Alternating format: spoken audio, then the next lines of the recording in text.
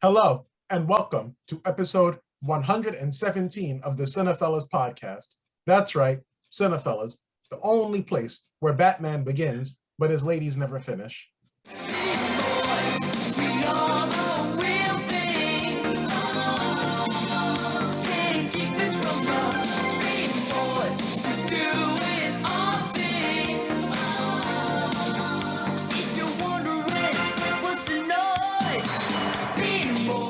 I've actually had that one saved in the file, but I finally get to use it.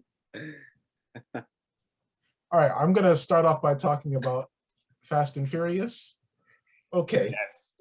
All right. I don't want to come off like I'm ranting or anything, but they explained John Cena being Vin Diesel's brother somewhat. They said something with the mom that doesn't really make any sense at all. And Vin Diesel's son in the beginning, Kevin, he's a white guy with blonde hair. What's wrong with the casting there? I just don't get it. And Yeah, go ahead. And then like this man, remember in Fast and Furious when Dom met Helen Mirren on the plane? Yeah. It finally dawned on me. He wore a tank top on the plane. I don't think you can legally do that. Oh, you can't? I didn't know that. No, I think if you wear a tank top, they're like, hey, sir, you need to get a shirt. Well, he wears tank tops when everyone else is like riot gear. Yeah. Tank top. And they actually explained John Cena. I really don't want to spoil this for those who haven't seen it, but there's a scene where Vin Diesel is hugging Tyrese and John Cena is in the corner just jealous and crying, and that's the reason he hates his brother, Vin Diesel. I'm like, this man just wanted a hug the whole time. So, wait. So that's why John Cena hates Vin Diesel in the movie? That's why these brothers hate each other, because Vin Diesel hugged Tyrese? He hugged Tyrese. He hugged everybody who was family except his actual family. It's a hug, literally. I don't want to spoil too much, but yeah, the story of why they have bad blood is like, it's really melodramatic. It's stupid. It's just like, it's eye rolling. But like, as I said before we started, like I can't critique it. It's just like looking at an idiot and saying like, okay, he's acting like an idiot. What am I going to say? He's acting like an idiot. And there's a scene where they're driving 90 miles an hour. The car's not even dented. Now, I've been in an accident before where someone was going like 40 and the car was totaled. Just there's no science behind it. Yeah. I can't critique it. Hey, what about the fact that, Michelle Rodriguez gets blown off a bike in midair, and Vin Diesel saves her by aiming her to land on the hood. She bounces off the hood. He's like, "You're good? Yeah, get in." No, but I can't even critique it. It's really like when you go to a restaurant, let's say it's a restaurant that serves steak, yes, and they give you bread before your entree comes out. This movie's that bread, but without the butter or the bruschetta. I'm getting kind of hungry now, but I'm sure you guys know what I mean. It's like Olive Garden. Yeah, pretty much. When you're there, your family. No, not this type of family. And we're not even going to talk about the outer space part. Oh yeah. We'll just leave that to our viewers to watch. Didn't we predict that in one of the podcasts? Yes, we did predict it. Where's our royalties for this? Come on. Oh yeah, man, we should get some story credits. And I guarantee you, I think we mentioned this before. I want them to meet the Transformers in space, like Vin Diesel's just driving in space, and then the car turns into Optimus Prime or something. And then he's like, we need to get back to Earth to get to Sam Witwicky. And then when they get back to Earth, Jurassic World. I mean, don't put it past them. Don't, yeah. We were right one time, we'll be right again. It was, was the Jurassic Park preview worth the movie? It was all right. It's cool. You get to see the dinosaurs rolling around in their old habitat. Then you see it crossed into our habitat. Like that's another franchise. I think it's just getting stupider and stupider by each entry. Like, I'm really looking forward to that one. Speaking of Jurassic World, I was speaking to someone today. I think the next Fast and Furious movie, for one, they should call it FX, and two, if they really want to get crazy, remember in Jurassic World they had the clone girl or something, and she had like dinosaur DNA. Yes. All right, this is what they could do.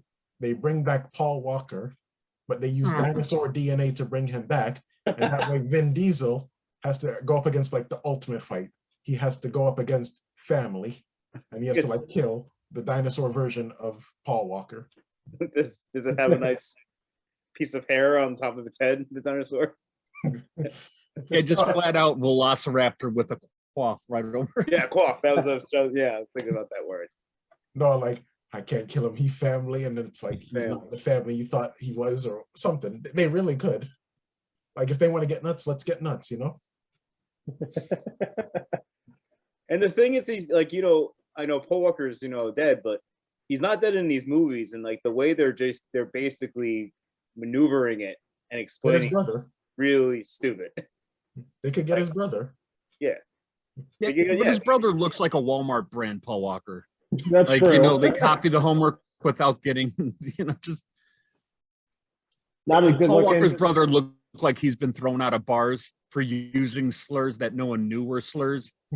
No, there's like one part where Mia comes into the, you know, she comes to join, which Mia somehow knew about Jacob Nile. I kind of found that weird. Yeah. Basically, I knew about him. Okay, why didn't you ever mention that at all throughout the last 9 movies? And she's like, "Oh, I'm here to help.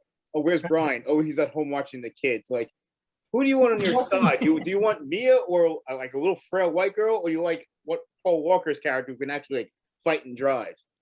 It's now, no, Vin Diesel's not Father of the Year. What happens to his son? He's like, I'm gonna go on these missions. It's not like he says, "I'll be right back," or "I'll get you a babysitter." He just leaves the kid, and they're out in the middle of nowhere. So this kid is like by himself, and he's a kid. He's like 3 years old. But this is the same franchise that The Rock had. What was it? He was in a cast. He saw the TV that things were happening, and he flexed out of a cast. Said, "Daddy's got to go to work." Flexes his arm, cast falls apart, and he has. There's no parenting in any of these. Yeah. It's just, although it's better that they didn't say Paul Walker was burned out. Like, where's Brian? Oh, he's a little burned out. And just the whole crowd kind of cringes. Ooh. Just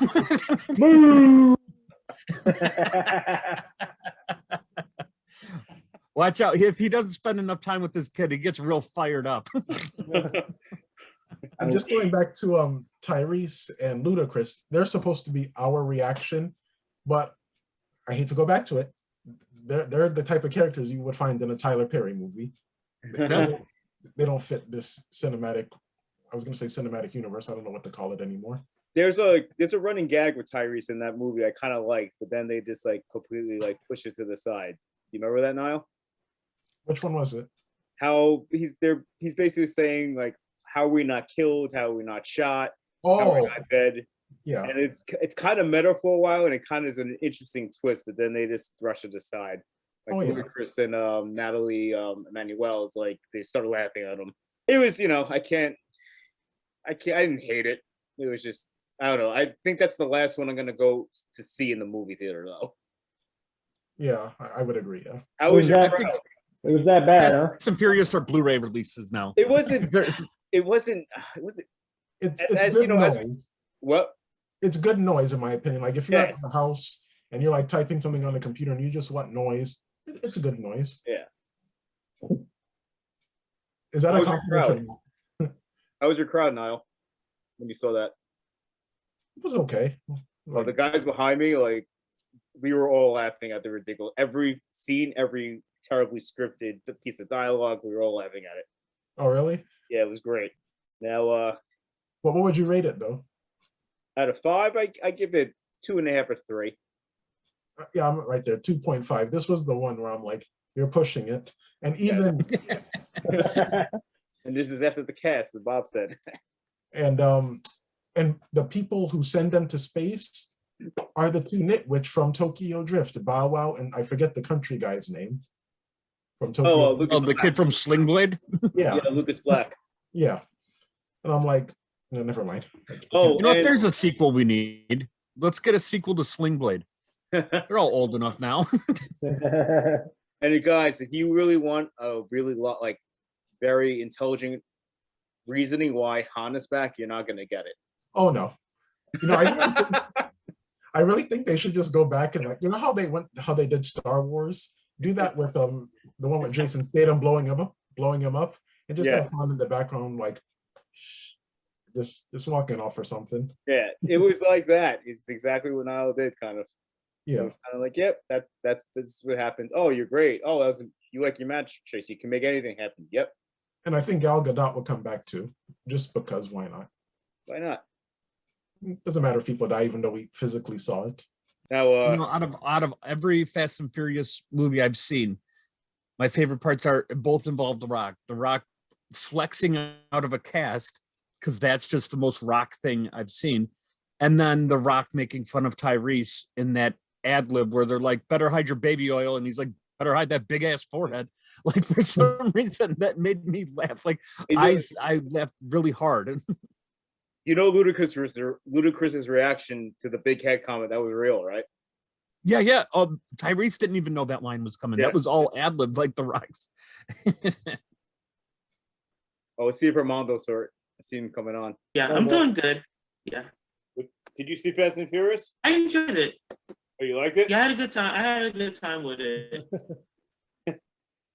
Yeah, I liked it. Yeah. No, it was good. I went to see it like on the weekend it came out, and I had a good time with it. Now, how many of you guys watch Black Widow? I did. Got some thoughts on that too. I tried to. I didn't have time. Yeah.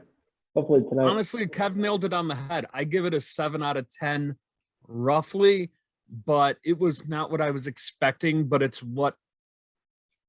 exactly what was needed. They couldn't make a better, without spoiling anything. Like, this was the gap we needed to feel something for Natasha dying.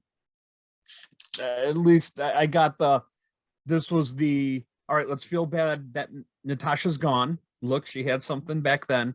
And now here's some more stuff you can look forward to that we can put through on phase 4, including the after credit scene, which sets up for a whole nother connection, which that part I really enjoyed. Kevin, you want to go on and then I'll sure. Yeah. I thought, not to sound like Fast and Furious, but I thought the family dynamic was really good in that movie. I liked all those characters. I thought it was really good up until it just went back to like the Marvel stuff. When they went to the Red Room, it lost any kind of identity it had. And I really thought that even though it was called Black Widow, I don't know, the character's not that interesting. I couldn't care less for her in that movie. Like, she was a pawn. She was a side character in her own movie. I thought Harbor was great as the Red Guardian. And obviously, I thought he was great too. That's the thing. I think this movie was just to prepare us and introduce us to her going forward. It's an origin. It's a Yelena origin story. Yeah. Just going back to Black Widow, what you said, everyone said like, oh, Hawkeye's the most uninteresting character. For me, it's now Black Widow. Yeah. She didn't even seem interested in her story. No, she knows she's on her way out. Scarlett Johansson, it's like, this is just a paycheck at this point. Yeah, and there's this like, I know she was saying she does not want to be sexualized, but there were so many ass shots. I'm not complaining, but there were so many ass shots in that movie. Okay, thank God you said it, because I seriously was like, am I perverted?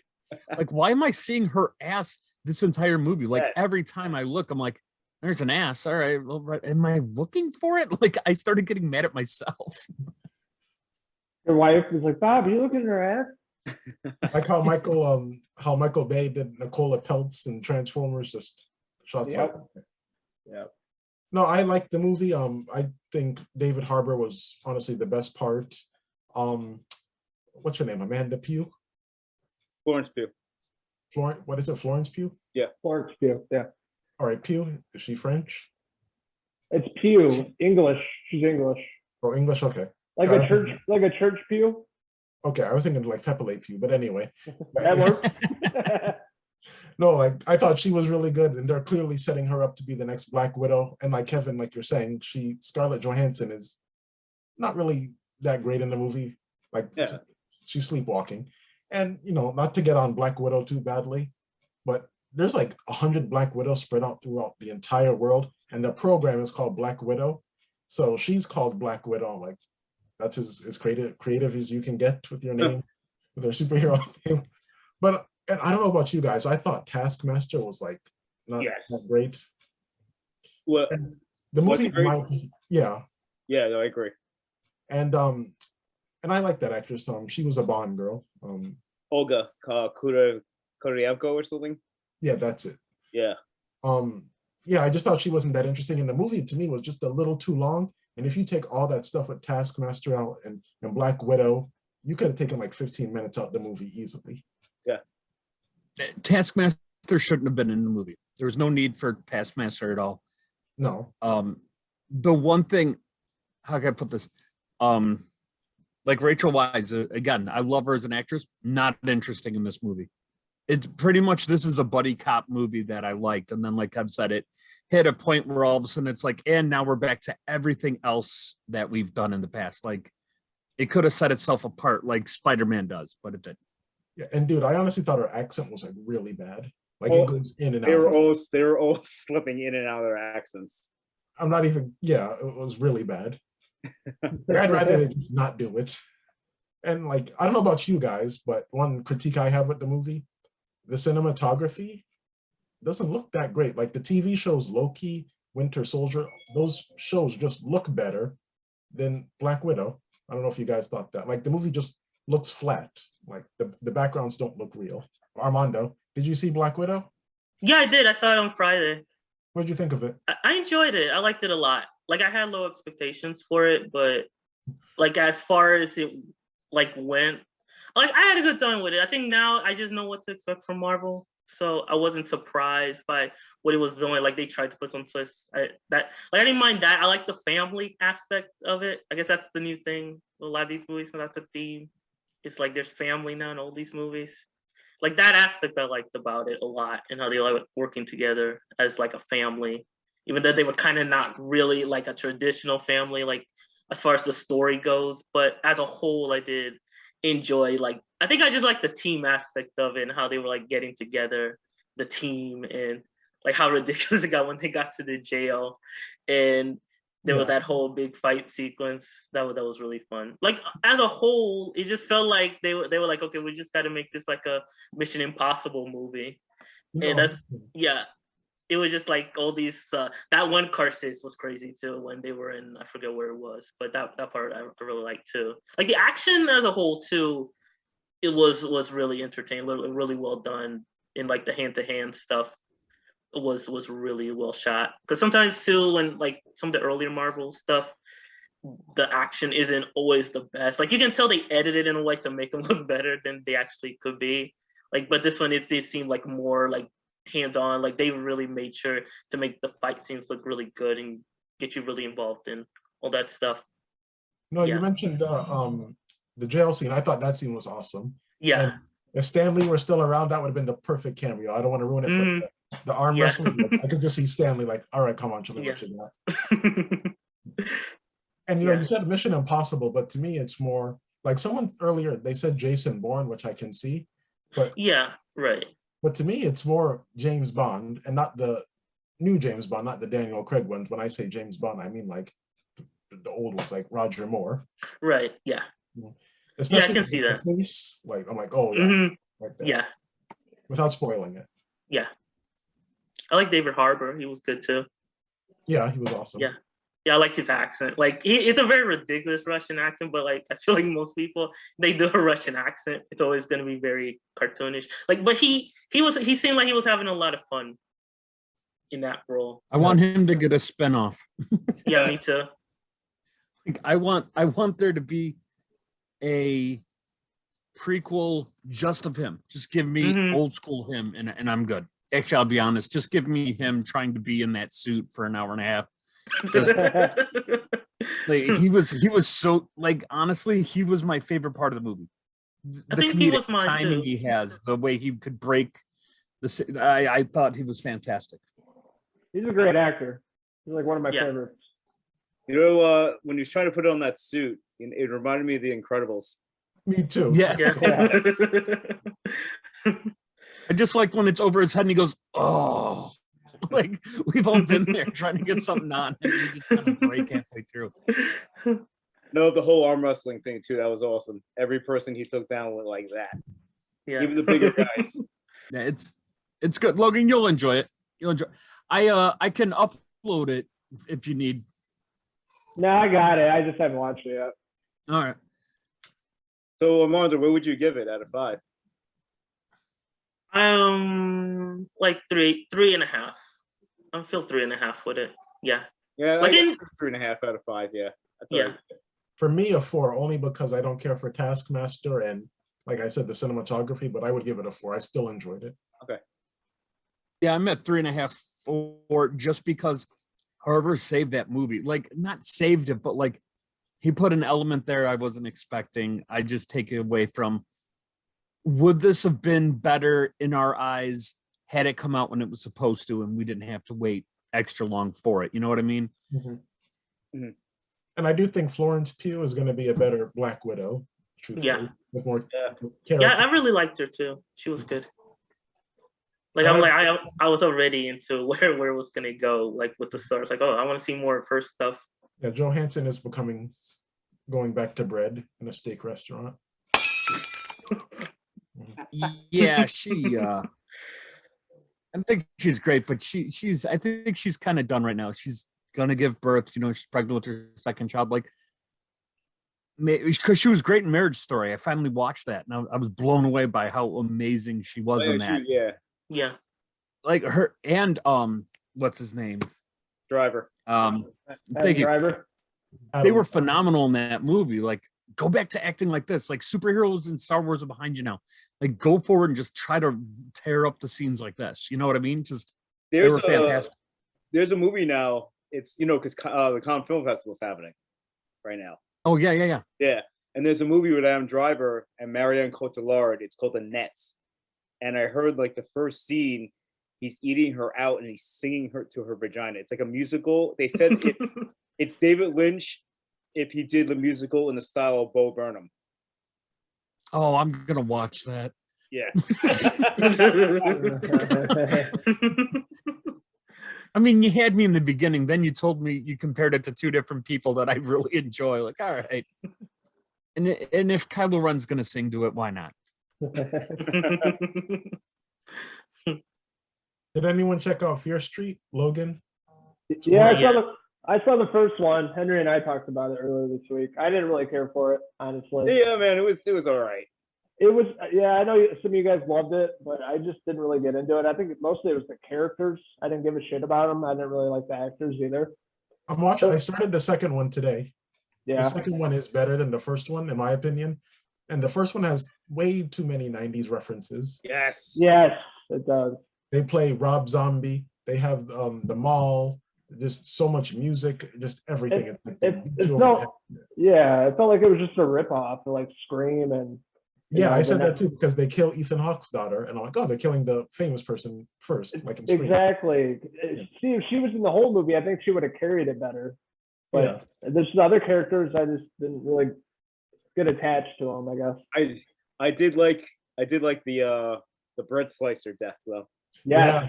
That was awesome. There's some really good kill Yes, scenes in that movie. yes. I meant the set design and the gore was really good.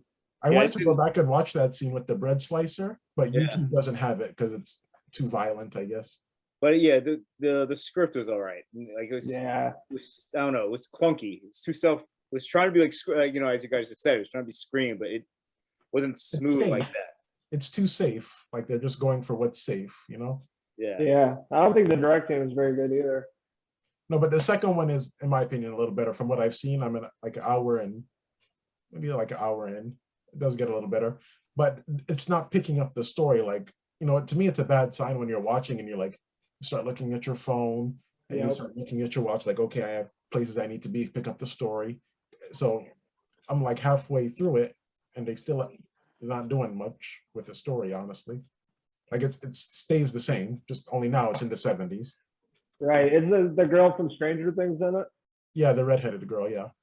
Cool. Yeah, I saw some of the reviews that said it's better than the first one, so I'm excited to check it out. Obviously, it looks like it pays homage to like Friday the 13th, Sleepaway Camp, It does, all those movies. And I don't know if you read The Burning from Fear Street. It's pretty much that, but they changed certain things because even the books were not this violent. Like with the books back in the day, it was like Goosebumps, but they might drop like some curse words in there, like a knife. But like before Goosebumps, it was Fear Street. That's when I was in middle school. We would read Fear Street. And yeah, my favorite one had a killer Santa after a girl. Like she was a perfume counter girl, and she would like spray, and then people started freaking out, and they realized she was spraying blood, and then it turned out to be the blood of her grandmother. Like, it was really cool. But yeah, I wish they'd make that more like that, you know. And I remember The Burning. That's the one that they're kind of referencing in the second one. It's been a year since I read it, so I can't remember. I remember they had one called Ski Weekend. Bob, do you know that one? Not off the top of my head, but I remember the covers a lot more than the names. Oh yeah, they showed the covers too at the beginning of the movie. I thought that was cool when they were in the bookstore. Oh, yeah. I haven't seen it yet. I wanted to, but that was where Black Widow came in, and I finished the first season of Mythic Quest, which, by the way, everyone should watch. Yeah, that's with Rob McHenry or whatever. Yeah, that show's fantastic. I'm going to start the second season. Did not mean to derail the R.L. Stein talk. Sorry. Just instead of watching it, I decided to start binging that. And I'm like, this show is fantastic. Why isn't more people talking about this? Just because it's funny. No, just one last thing about I guess Fear Street, and then we can move on. Like, it's okay. Like, I would give it like a 3. It's very safe. Oh, I give it like a 2.5. 2.5. All right. Yeah. I'm almost there. Yeah, I'd probably give it a 3, the first episode at least. It gets better though. Okay. Slowly. And the next one takes place in the 1600s, right? The next one, yeah, that's the one where I'm like, okay. I think it'll be pretty good. And that comes out this Friday, right? It's every Friday. Yeah. That's kind of I like the model they did with that's cool. Every Friday's a new, like, it's a trilogy, so you know that's I hope they do that again with another like bunch of movies like that. Yeah, I think they're marketing it like Summer of Fear or something for like 3 Fridays. It's kind of cool. Yeah, just with all the violence, I was like, oh my God, R.L. Stein, like, oof, like this is a lot to take in from you, all of a sudden. He wrote what was it? Swamp? No, yeah, he did a Swamp Thing story, I believe, or Man Thing. He did Man Thing for Marvel. R.L. Stein did, and it was pretty decent as well. So he's even starting to do comics now. Mm-hmm. Awesome. He usually shows up at like conventions around here, Bob. Mm-hmm. He's a real nice guy. I met him in the parking garage. Did you? I was leaving, and I looked over. I'm like, "Hey, how are you?" You know. And I thought you were going to say he ran into your car or something. I sent this on the group text. The Megan Fox movie, Till Death. I know it sounds crazy. Not that bad. Yeah, man. Like, as I said, you know, the New York Times gave it a good review, and that's very surprising because they never give anything really a good review, especially something with Megan Fox in it. I know, yeah. I think I said on the group text, it reminded me very much of Home Alone and Gerald's Game. Just put those two together if you can. No, but I enjoyed it, honestly. Wait, did you see it in the theater or you ordered it? Well, I didn't order it. I just watched it illegally, to be honest. Oh, cool. but I really liked it. I thought it was good. Like, I don't want to say I'm a fan of hers now, but I can somewhat respect her now. We got next. I was thinking spoof movies, because you know they have a spoof Fast and Furious movie that came out like at least 10 years ago. It was called Super Fast, I think. What? Really? Really? I didn't know that. Because we were talking about Fast and Furious. I'm like, oh, they have a spoof movie about it. And it's from the people who did the Starving Games, like all those crappy parody movies. Oh, Freeberg Seltz. Oh, wow. I didn't even hear this. I'm looking at the IMDb right now. Well, it's a terrible I'm going to have to watch it now. It's kind of a really bad movie. And it's like jokes that like 10-year-olds make. Like, this is an actual joke from the movie. Oh God. Like, he's like, I'm going to beat you in that race tonight. I can beat myself. I've been doing it since I was 12. Like it's humor like that. Yeah. Yeah, my cousin, he likes what's that movie? He loves Meet the Spartans. For some reason, he's obsessed with that one because he loves 300. and like he found that I had never watched it, so he was like, "Oh my god, have you never seen Meet the Spartans?" And he was like very into that one in a disaster movie. Oh man, He loved disaster movie for some reason. Those are Man, bad. he was really picking the good ones. Yeah. Yeah. Was it? Oh, go ahead. Sorry. Yeah, no, I think I tried to. I think those Freeburg and Seltz movies, I stopped at like Epic Movie or something. I think that was the last one. I was like, no, these are not good. And I was like in high school, and I was like, this is already bad for me. But at least they had the decency to go to like Redbox and just go away. And not in theaters anymore, so they kind of get the message. Didn't they do a parody of Rambo with Charlie Sheen? No, Hot isn't that Shots Hot Shots Part 2? Yeah, Hot Shots. I haven't seen that one. That's a good one. Yeah, I want to see good. it. Yeah, I like the first one. I've seen the first one. I saw those in the theater. There's a great joke from that movie when he's on the boat, and there's another boat approaching. And Charlie Sheen goes to the edge of the boat, and the other boat, it's Martin Sheen, and they acknowledge each other like, "I loved you on Wall Street." Oh yeah, I've seen. I think somebody put it on YouTube once. I saw that clip. That's a good joke. I like that. Yeah. I know spoof movies. They're not popular anymore, and when they try to do it, it's nowhere near as good as they were in the '90s. Yeah. Yeah, like the first couple of scary movies I like, but once it was Scary Movie 5, and I'm not into this anymore. Yeah, I like the first 3 are pretty good. Yeah. But okay. Yeah. Another one's Not Another Teen Movie. I love that one. Oh, that's a good one. Chris Evans is in that one. CB4, which was Chris Rock and all them. They did a thing where they were like NWA, but it was a documentary. I gotta check that out. Oh, it's so good. I actually found it on DVD because they don't make it on Blu-ray. Oh no, the Blu-ray came out like of CB4 last month. I'll have to grab that then. Kino put it out because I was going to Blu-ray update thing, so I might get it. Galaxy Quest is a great spoof movie. Yeah. Oh yeah. And then Drop Dead Gorgeous. It's a mockumentary movie. It's another one that like not many people have watched or Mars Attacks is another one that spoofs a nice genre. That's a good one. I forgot about that. Mars Attacks. Oh, I just found it. The CB4. It's such a good movie, dude. I remember that movie. I remember that movie poster back in the day. It was a good movie. It's such a great film because it's 3 guys who want to be hardcore rappers, and like Charlie Murphy's in the movie, and Ice Cube, Ice-T, like all these people pop up. It's hilarious. I don't know if it holds up. I haven't watched it since I bought it, but Phil Hartman's good in that too. That's right. That's right. He was he's the politician who's going to make his name on stopping the gangster rap. Yeah, because there was something about you can't perform sweat on your balls in this city, and if you do, we're gonna put you in jail. And I remember that was like Phil Hartman's big line in that movie.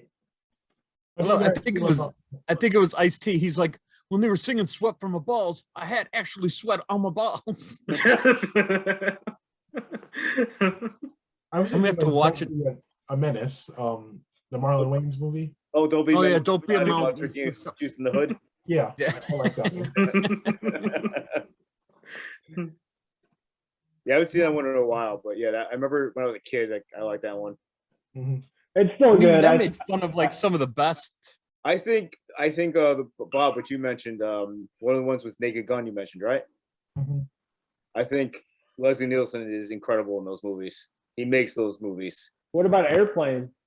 Yes, Airplane was great. Yeah. Yeah, it's like back in the day, but that movie still holds up. It's still hilarious. I remember. If you like that, you guys should check out Police Squad. Is that? Oh, that's not Naked Gun. No, so no. Naked Gun is the movie. Police Squad was a TV show that only lasted one season. Dude, it's hilarious. Oh, really? There's good running gags. Yeah, at the end of an episode, like they freeze, like like the old TV shows did, but like people are walking in the background, staring at them, and like it's every episode is on YouTube if you want to watch it, or they did release it on Blu-ray as well. Yeah. Just going back to Marlon Wayans for a little bit. One of the worst movies, not just worst parody movies, but just one of the worst movies I've ever seen, 50 Shades of Black. I haven't seen it, but yeah, that's pretty bad. No, like you could literally just get the script of 50 Shades of Grey, just do it with black people, and people would be like, "Oh my god, this is hilarious." But but 50 Shades of Grey is a better comedy than the actual comedy 50 Shades of Black. Yes. Yeah, I saw part of that in the theater. We didn't finish it. I snuck into it with my cousin, and he was like really into it. He thought like I told him it wasn't good because we got like through like it was like 30 minutes of it, and then I told him it's not good. He was like, "No, you just got to get the humor. You just don't. Maybe if you watch it, you will get the humor." I was like, "I don't think there's anything to get. No, it's shit on a screen. It's very clear what's there." no, I don't like that movie at all. I'm not even kidding, and I'm not trying to get on Marlon Wayans too bad, but Yeah. there are better. I've seen better comedy skits on TikTok and YouTube. Oh, Jesus. And reels, like the Instagram reels, more than his 2-hour movies. I like the sitcom, the one from a few years ago that they have it on Netflix. He was good in that. That was fun for what it was. Marlon? Yeah, Marlon. Oh God, I hated that theme song. Yeah, that's it. Just they said his name like constantly. I was like, oh, Jesus. He did have a show. That's right. Got canceled after like 4 episodes, I think. No, it's 2 seasons. Because again, my cousin loves Marlon Wayans, so he watched both seasons. I watched it with him. No, I like Marlon Wayans. Just his parody movies. The last one I liked was The Haunted House. Yeah, I haven't seen that one. Yeah. And I know that movie's bad. I just had a good day that day when I saw it. So. Wasn't there like a spoof cop show on a few years ago with Rashida Jones? Oh my God. I think so. Yeah. Oh yeah. Angie Tribeca. Yes, Angie Tribeca. I never I saw watched some of that. That was like, it was stupid. It was well done. It was funny. Kind of reminded me of that show, Children's Hospital. That one's a good one. I love that show. That show was really, really funny. And it's only like 10 minutes, but every episode was really, really funny to me. It was just ridiculous. I have 3 seasons on DVD. I love that show. Yeah. That and the Eric Andre show, which people hate for some reason. Yeah, I like that show too. But that show is crazy. Yeah, I can see why like some people don't like it though. It's a very specific kind of humor that it can be grating if you're not into it. Any Mel Brooks movies, Young Frankenstein. Oh yeah, Spaceballs. Blazing Saddles was on my list. Yeah, Blazing Saddles is great. Kung Pao is another one. Underrated. Yeah, I love that movie. They've never put it on Blu-ray. It's only on DVD, and it's even out of print there. That is one of the best movies. I love how he did it. Did he just take a really old, crappy kung fu movie and just dubbed it? Yep. And he put himself in certain scenes too. That's awesome. My cousins were obsessed with that movie when I was a kid. One that I have on my list is This is Spinal Tap. Oh, good. Yeah, I didn't even think of that. That's like the quintessential mockumentary. You go up to 11. Yeah, it's a great movie. I've never seen it. Really? That's just a need to. You don't have to buy it or anything. Just watch it. You'll appreciate it. Yeah, it's funny. Yeah, some of the ones I didn't like, Meet the Spartans. Meet the Spartans, they had Kevin Sorbo in it, if I remember correctly. Yeah. I don't like it's bad. Yeah, Date Movie was another one of those shitty like parodies of rom-coms. What about that Marlon Wayans? Not Marlon Wayans, it's the other Wayans brothers. I can't keep track of them. The dance flick. That was a bad one. That was terrible. Yeah. Yeah, that one. I used to be like really into all the Wayne stuff. That was like the one where I was like, yeah, this is like it was even dated for when it came out. Like, and it was like those Step Up movies were like just barely coming out, and it already felt dated when that came out. I think my favorite parody movie is I'm Gonna Get You, Sucker. Oh, that's a good one. Yeah, that's a good one. Well, when it wasn't the Wayans brothers doing it all, it was Keenan Ivory Wayans who did I'm Gonna Get You, Sucker.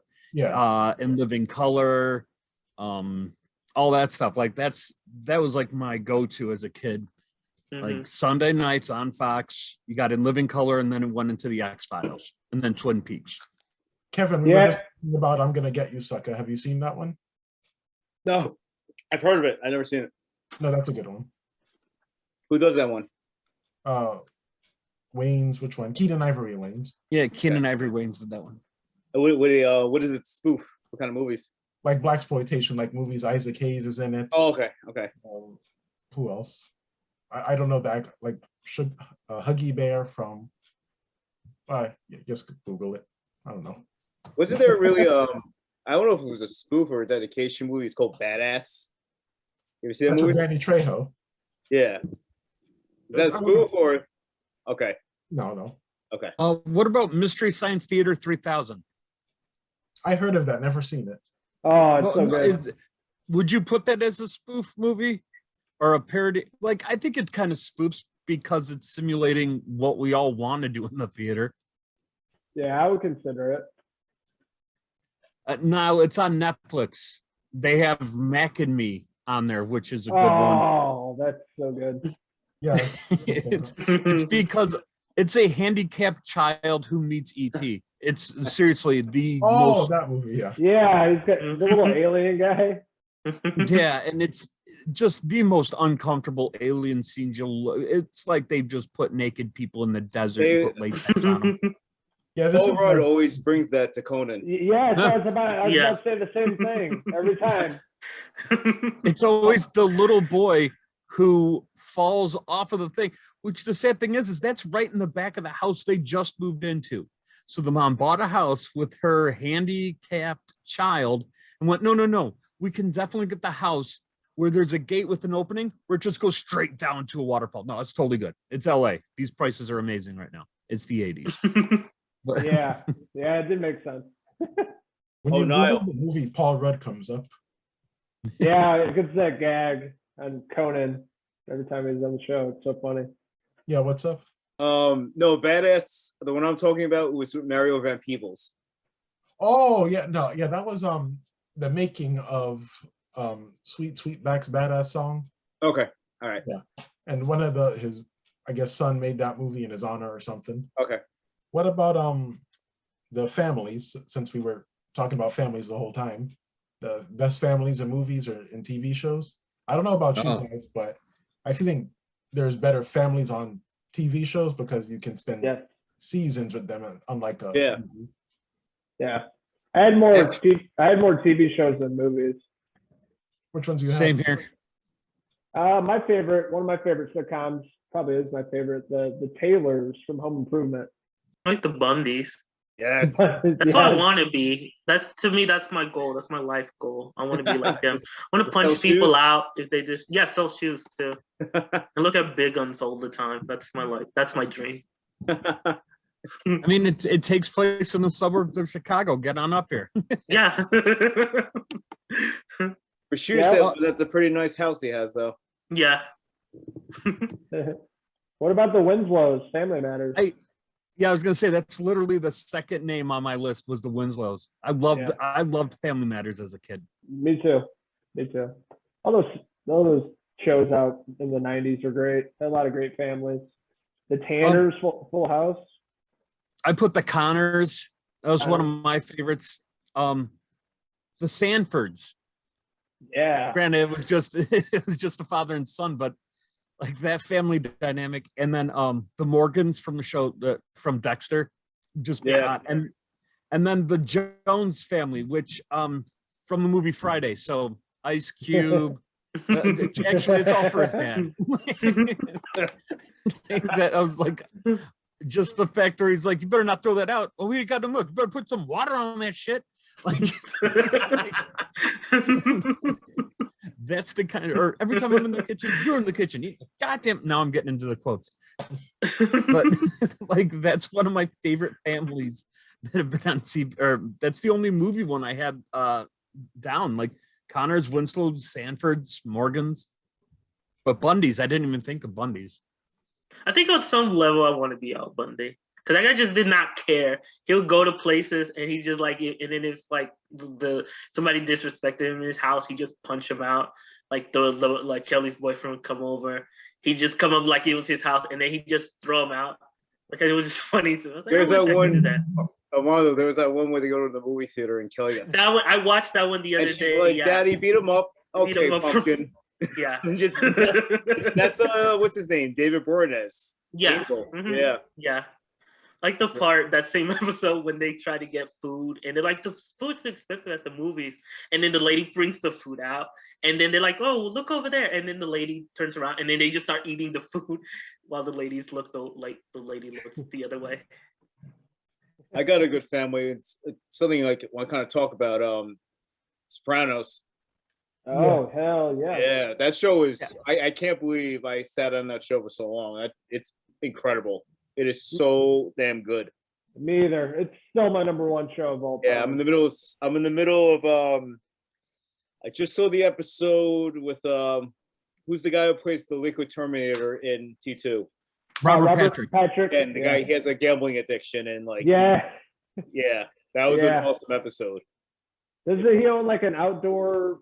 He owns like a sporting goods store, and Yeah. he pays Tony off by taking the kid's car. And like Tony says to Meadow, like, "Hey, I got you a new car," and she's like, "Wait, this is my friend's car. Are you serious?" Yeah. Yeah. It only gets better, dude. It only gets better. Now, do you like the last two seasons? Because I heard some people say the last two seasons aren't really that good. The last season, I didn't love it.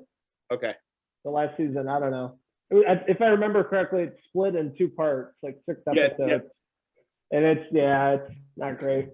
Okay. They're trying to wrap everything up and not the Where I best. Am Now was amazing. Yeah. The first 5 seasons are excellent. I like the ending to The Sopranos. Yeah. I liked it. I know everybody had an issue with it, but I don't know. I was fine with it. Like, it was different.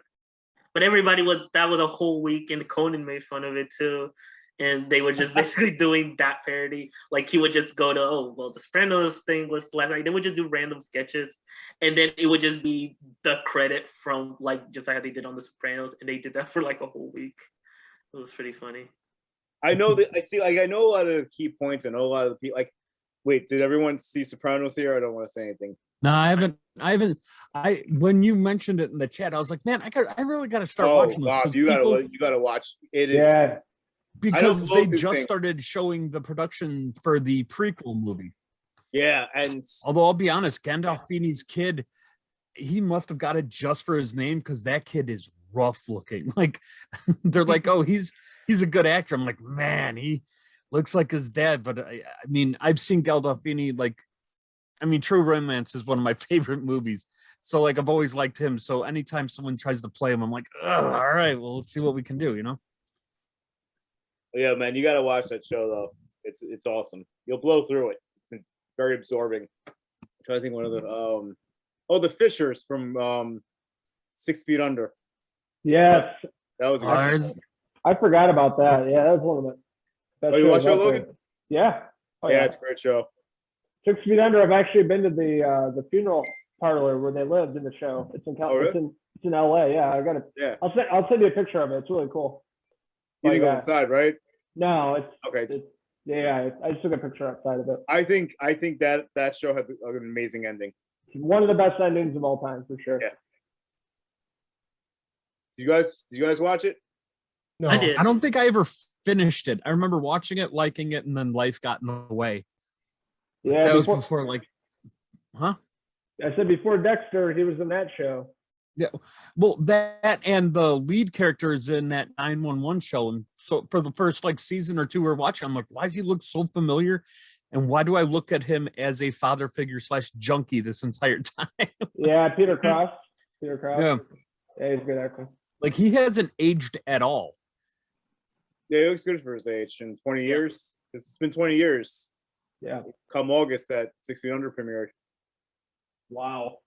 Yeah, because I was a freshman in college when that basically started.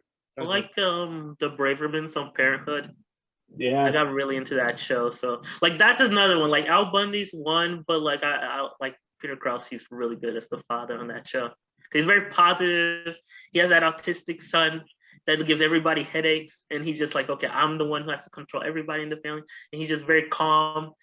Every episode, he's just like, okay, I can solve everybody's problems. Which show? And every time, Parenthood. Oh, Parenthood. It was on him.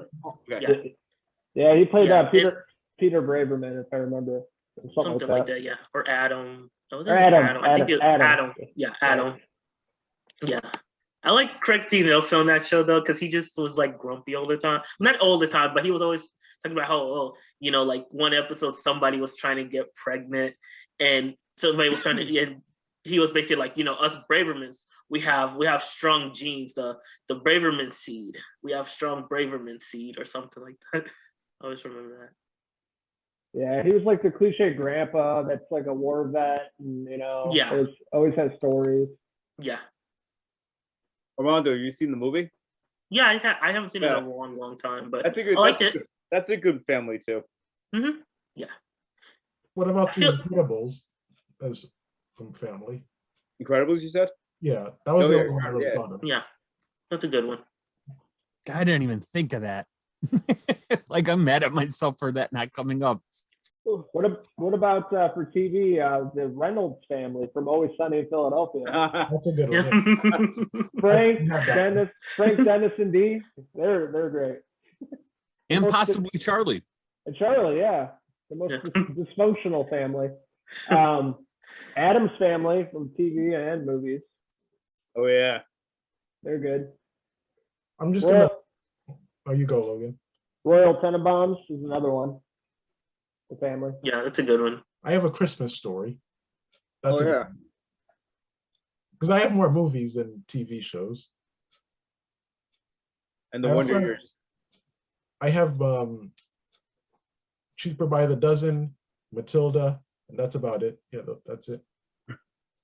I got to bring up one of my favorite families of all time from Illinois, the Griswolds. Oh, hell yeah. That's not on my list. Oh, wow. I'm slowly turning into Sparky Griswold. I fell off the roof hanging Christmas lights. I love Chevy Chase in that movie. I love Clark Griswold. He's awesome. Does your wife have a brother, Uncle Eddie? No. No. I wish. We talked about this one not that long ago, the Mitchells and the Machine. Yeah. Good family. Like I like the Matilda family. That was on my list. I know they're a dysfunctional family, but who doesn't have that? And also, hey, one of the most important families, the Toretto family. Oh.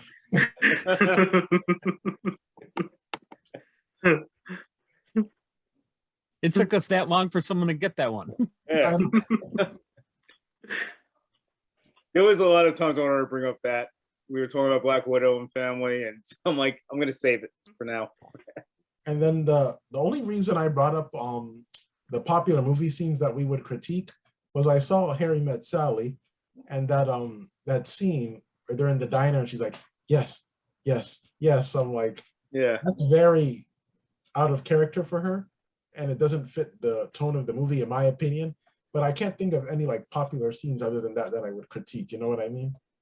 Like that was one where I'm like, wait, I'm finally watching this and I'm like, I don't like that scene. Yeah, I got to think. And I only saw it because of that scene. Everyone has done a parody of it or has mentioned it. Yeah. I would, one that comes to mind is Titanic. I'm the king of the world, the edge of the ship or whatever. I don't like that movie, honestly. I didn't like it when it came out. Oh, really? Yeah, I don't like it. I thought it was really overrated and really annoying, I guess. That scene just pisses me off. I think it's overrated. It's just like some of his movies, like the story is kind of like basic, kind of like Avatar. Yeah. But the effects for Titanic were awesome. Yeah. But I remember every girl going crazy for Leonardo DiCaprio when that movie came out. Yeah, exactly. Yeah, I mean, it looks good, for the late 90s, but the story and characters didn't really do anything for me. One of the best parts of that movie, honestly, are when the ship's going down and the people fall and that one guy hits the propeller. Yeah. I love that damn part. I don't know why that's the part that always makes me laugh during the movie, but it made you laugh. It did. Like my friends and I didn't know one another were at Titanic because it was a theater in Lake in the Hills, and we went and saw it, and we were all on dates. None of us knew that we were going. And when she goes, "I'll never let go," and then all three of us, none of us had seen this movie. All three of us went, "Well, fuck it!" Like everyone else is crying, we're yelling at her, and then we're like, "Oh, hey!"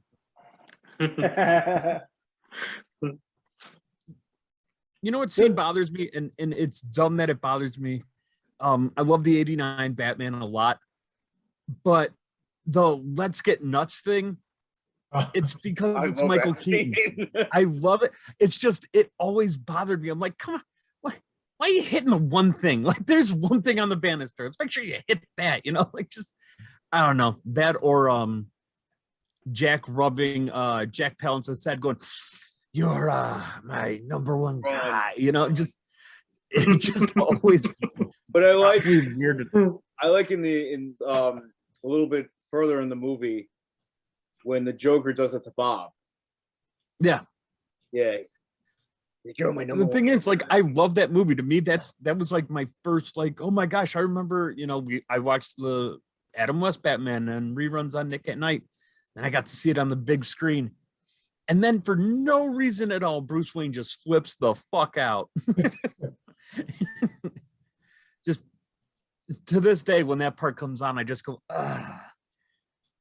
But that being said, I do want him to recreate that scene in the Flash movie. That'd be awesome.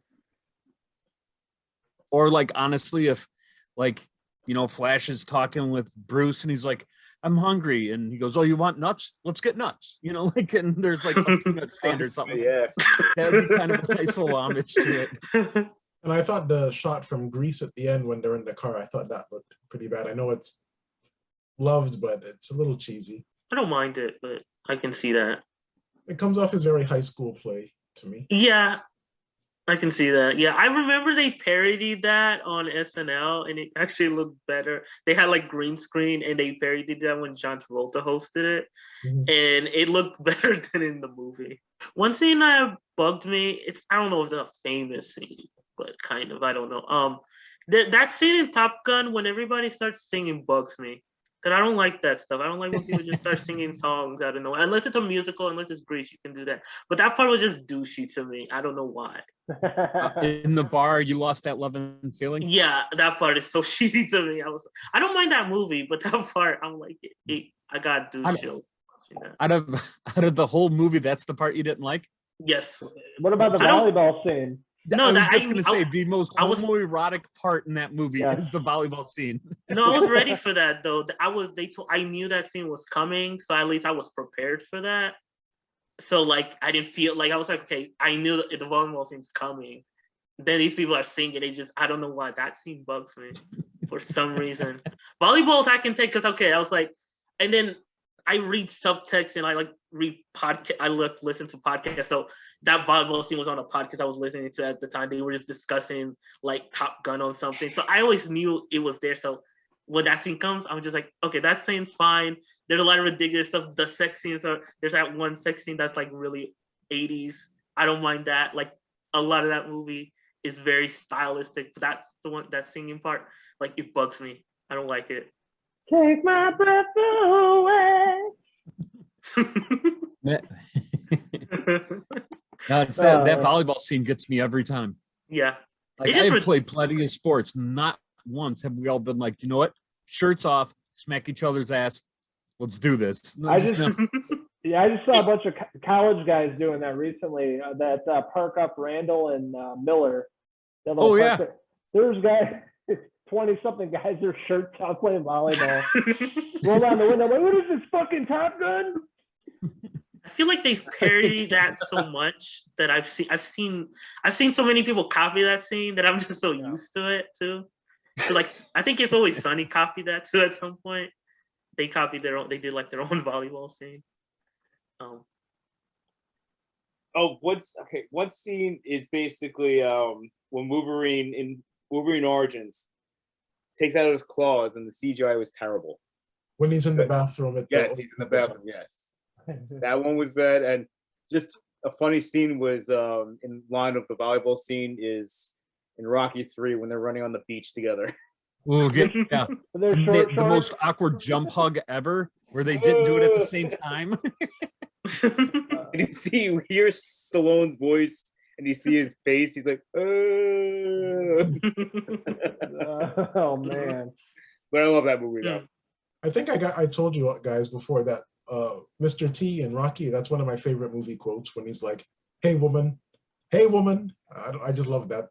What does he say? What does he say to Adrian? He says something more like he's like insults Rocky's sexuality or something. He's like, "Oh, you want to come home with a real man?" Does he say something like that? Yeah. Yeah. Okay. Yeah. Clubber Lang. Out of everyone I've seen, like in any convention or anything, you want to talk about a man who respects women more than anything? It's Mr. T. He loves his mama. Yo, he's got a rap video about how much he loves his mama. I wanted that as a ringtone for years. Mother, there is no other than mother. And you're like, wow, this made it to a vinyl in the 80s. Treat her right. You treat your mama right. Oh God, now I needed a gun. That scene in Casino at the end really bothered me, where Ace Ross thing gets blown up, Bobby De Niro in the car. It's obviously a dummy. That's the only scene I just cannot stand in that movie. It's a great movie. What about that scene with the dummy? You know, it's a bad dummy scene. American Sniper. I was just gonna say that, yeah, where Bradley Cooper's moving it to make it seem alive. I just Googled Mr. T. Apparently they have a t-shirt where it's like, "Hey woman," and it does the whole speech and everything. Get it. And now if you're not rocking that thing in a week, it would be very sad. Another movie I didn't really care for that a lot of people like, Brokeback Mountain. And that scene, "I wish I could quit you." Oh yeah. Yeah. I'll be honest, there's another scene that really gets me in that movie. Yeah. Yeah, I don't know, just didn't really get into it. The story was good. Just they were camping. Heath Ledger wakes up, spits in his hand. No thought of going, "Hey dude, are you gay?" "Oh, you're not. You're gonna hate this then." There was no understanding. Like, he just flat out just loogied in his hand and was like, "Well, here we go, Donnie. We're gonna go for it." Just, you ever see the from that? He did that, and then he killed Maggie Gyllenhaal in 2 movies back to back. He fucked a Gyllenhaal. Bob, you ever see the Family Guy episode where it's Brokeback Mountain from the view of the horse? Over the horse's point of view. Run! It seems to go, "Oh my God!" I thought that movie was good, but I don't think it should have won Best Picture that year. No. But that was the same argument I got into with people about Braveheart winning Best Picture. Like, it was good, but was the Best Picture worthy, you know? Yeah. Seven should have won that year. Oh, by far. But no, that would never happen. But at the same time, I told people Parasite shouldn't have won, that Jojo Rabbit should have won. But that's personal preference on that one. Mm-hmm. I like Parasite. It was good, but Jojo Rabbit was so much better. Going back to Scarlett Johansson and like her acting. Yeah, she was good in that movie. And then with the shoes, that like I was like, that got to me. Yeah. Oh, yeah, that was a kick in the gut. Yeah. You watch it again and they set it up. They always like focus on her shoes throughout the movie. Ugh. Plus, I like the fact that Hitler changed as the kid learned more and more about who Hitler really was, and no longer was this fun, goofy guy. He was kind of an asshole, and and after he killed himself, he's like there. He's just. I love in the beginning where he's the kid sitting there saying like, no one's, everyone makes fun of me. Everyone thinks I'm weird, and Hitler's like, it's like, yeah, who cares what people think? People thought I was weird, and now people are thinking like, somebody stop that idiot. He's gonna get us all killed. That's one movie I don't own on Blu-ray that I definitely need to, just because I enjoyed, like, it had moments of like where you were about to cry and then you were about to laugh hysterically, Yeah. His buddy who just keeps fucking up in the military drops the rocket launcher and just shoots and breaks a building up. Yeah, he waves to JoJo and he drops the thing, right? Yeah, he's like, JoJo, ding, boom. And what about Richard Donner? Oh yeah, Richard Donner, yeah, he passed away. That sucks. That's a big loss, man. Was he? Not to get me like sound mean or anything, but I saw on Twitter people were like, "How did he die?" And I'm like, "Well, he was 91." Just say. Yeah. Yeah. He flipped his Lamborghini. It was awesome. Yeah. Jesus Christ. That's a good life though. 91 years, man. It is, yeah. Like people are like, "What did he die from?" And I'm like, "Old." I don't know what to say, really. He caught the old real bad. It happens to the best of us. No, but like Lethal Weapon, that's the movie that comes to mind for me. Goonies. Goonies, yeah, for me, my favorite. Goonies and Superman. Yeah. Superman Part 2, especially because he's the first one who did the big director's cut. There was the Donner cut of Superman 2. And he did The Omen, Logan. Yeah, of course. Yeah. Great movie. I heard that. What? No, I was just gonna say the scene where the kid is laughing in The Omen. Richard Donner was telling him fart jokes to make him laugh. Really? Yeah. Awesome. Yeah, you can Google that. Yeah, they talked about that.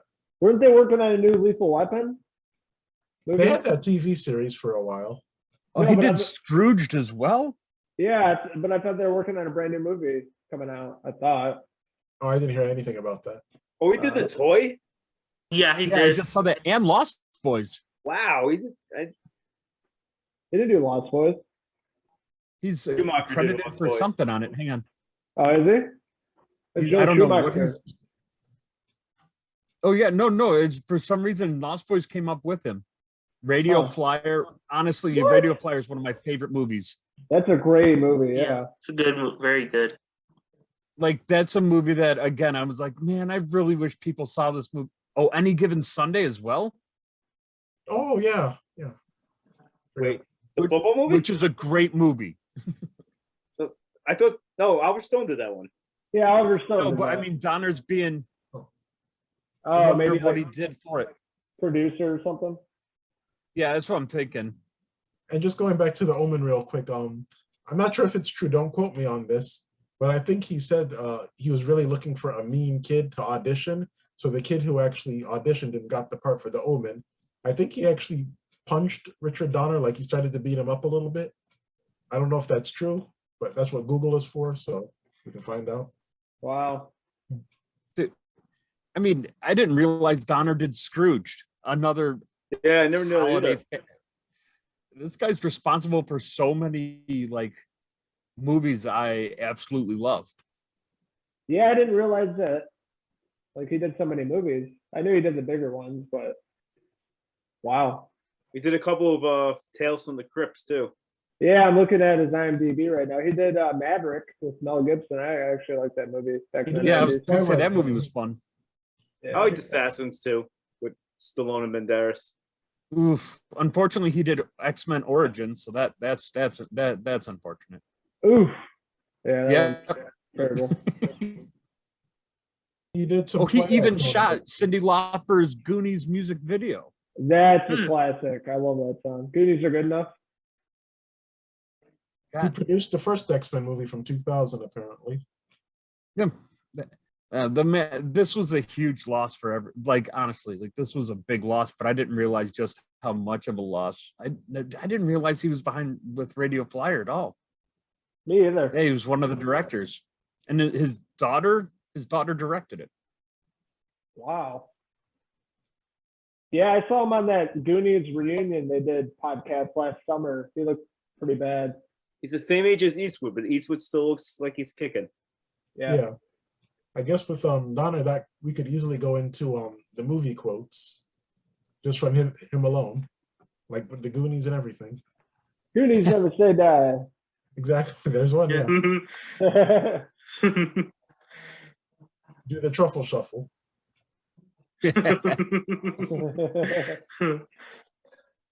You will believe a man can fly. Yeah. What's one from Lethal Weapon? Give me one. He got choked. Diplomatic immunity. I remember that. It's just been revoked. Oh yeah. That's the only one. One day to retirement. Yeah. I'm getting too old for this Over shit. shit. Yeah. Riggs. I remember they did that on Family Guy with Peter, and he shot Stewie, and he's like, "It's just been revoked." And Yeah, I remember that. like, yeah, you have to do the lethal weapon setup, and he's like, "Oh, Hey, dude. I'll have what she's having." Hey, too bad Richard Donner couldn't do Lethal Weapon 5, directed by Mac and from Always Sunny. Oh yeah, Yeah. Mac and Dennis.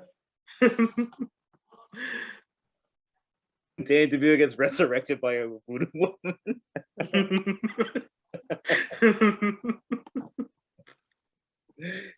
I like this is one of my favorite movie quotes, The Usual Suspects, when they're in the police, give me the keys, you know, especially that guy, motherfucker. Baldwin does it. Yeah, Steve Baldwin does that one. Yeah. I had a feeling someone's going to mention that. Yeah, I'm trying to think of a good one, good quote. I came here to chew bubblegum and kick ass, and I'm all out of bubblegum. Oh, Rowdy Piper. Yeah. That's a classic one. Where the white woman at from Blazing Saddles, but just because of how it happens in the movie, it always made me laugh. I've actually used that quote, yeah, so that's one. Yeah. And you know, the thing with The Usual Suspects, the reason why they're all laughing was they could not keep it themselves together. And then they're like, screw it, just put it in the movie if they can't get through it. Sometimes dead is better. I say that way too much from Pet Sematary. Which they didn't say in the remake, but there's a lot they didn't do it in the remake. Actually, he did say it in the remake, I think, didn't he? He said it in the trailer. That scene never made it in the movie because I was purposely waiting for him to say it, and I'm like, oh, now it's over. He didn't say it. Yeah, you're right. I'm sorry. Huh. So there's a movie quote from Drop Dead Gorgeous, which I don't know if any of you have seen. Yeah, I've seen that. I've seen it. So in the beginning, they're showing all these videos, and there's a picture of the world's the oldest living Lutheran who lived there, and the mayor's yelling. And I have what he says here, and it's one of my favorite things. He goes, "Oh yeah, sure, Frida, sure. She was the oldest living Lutheran. She's dead as a doornail now. It's like damn Shriners won't take the lazy goddamn sign down, the lazy sons of bitches. Every year I tell them that take down this goddamn Frida sign, you lazy sons of bitches." For some reason, that part of the movie makes me laugh every time, just because he's so pissed off that there's a picture of this old Lutheran who's dead now.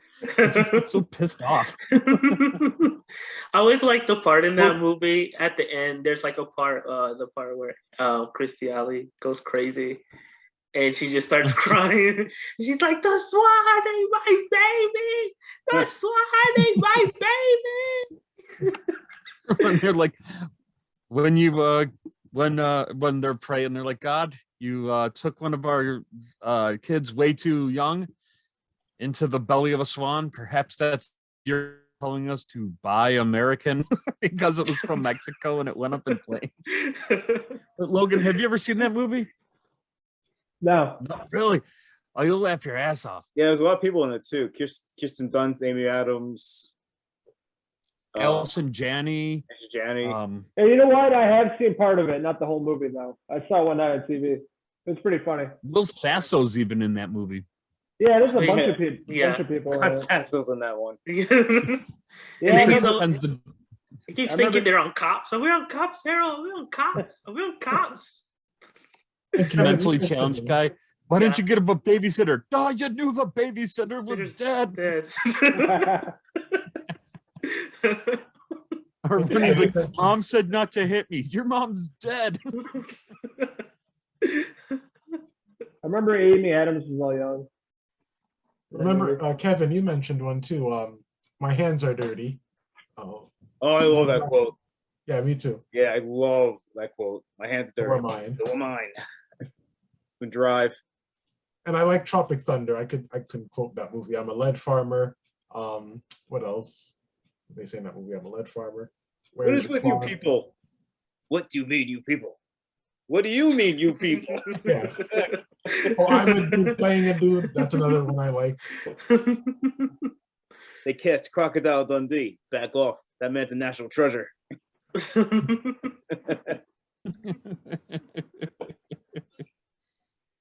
And I'm just gonna go back on an easy one for quotes. Is like Kindergarten Cop with Schwarzenegger. So many good ones in there. Shut up. Who is your daddy and what does he do? I'm Crying. Just Schwarzenegger in Boys have general. penises, girls have vaginas. I'm a cop, you idiot. No, just Schwarzenegger in general. I'll be back. Even his bad movies like What Killed the Dinosaur, The Ice Age. Just Oh my god, that movie. Oh shit. I forgot. all right, everybody. Chill. Chill. I don't know what. I always remember the part where Schwarzenegger says, "You better put on your suit because you need to put on your. It's gonna be cold. You better put on your Sunday's finest." Yes. I remember when he had that blue grill in Batman and Robin, and he's like, "Tonight's forecast, a freeze is coming." You see his blue- Such a terrible movie.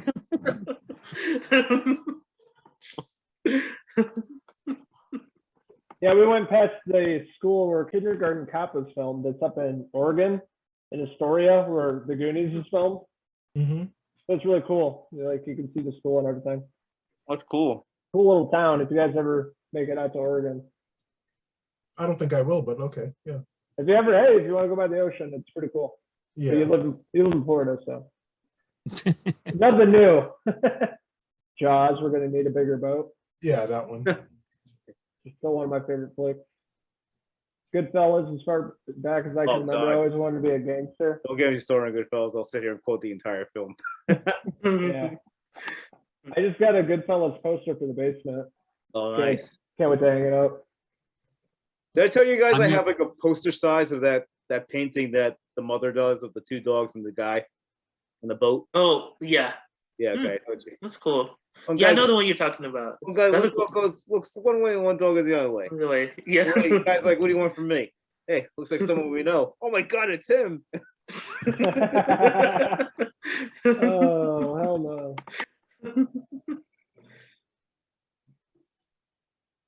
Another quote I got is Top Gun. I feel the need for speed. Yeah, you say that all the time, so I figured that'd be on this list. I picked the wrong day, or I picked the wrong week for sniffing glue. I picked the wrong day to quit, or everything he quit in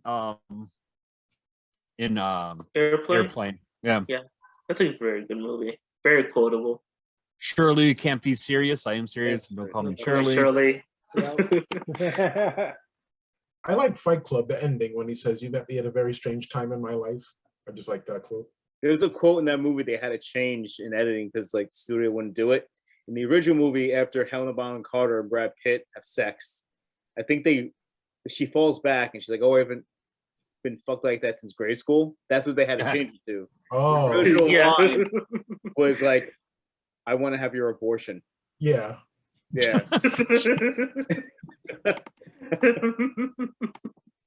And Fincher was like, "It's like I think the second one is way worse than when they actually made the movie."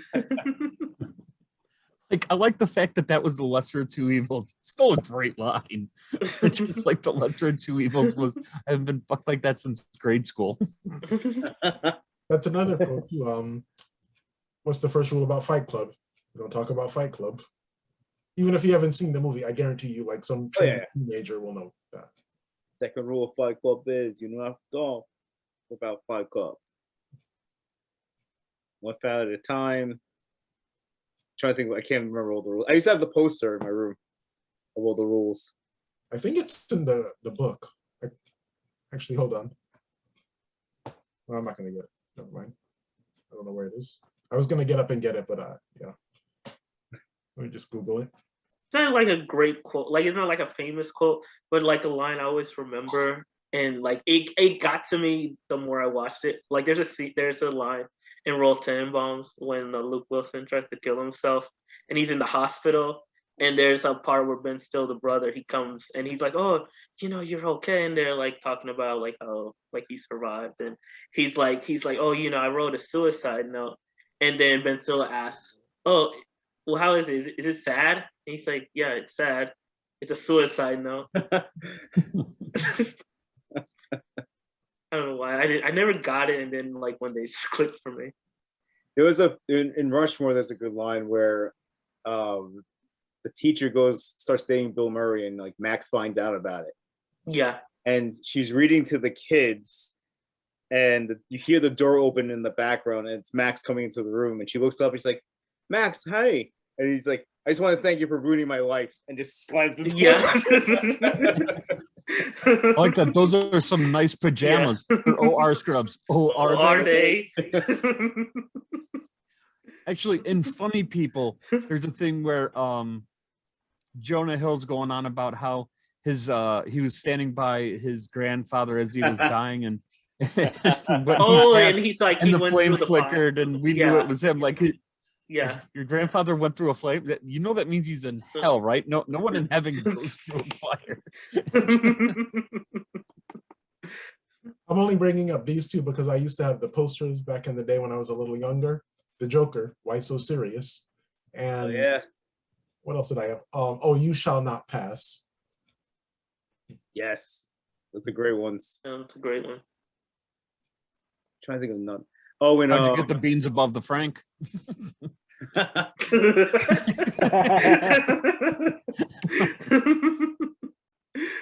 Oh man.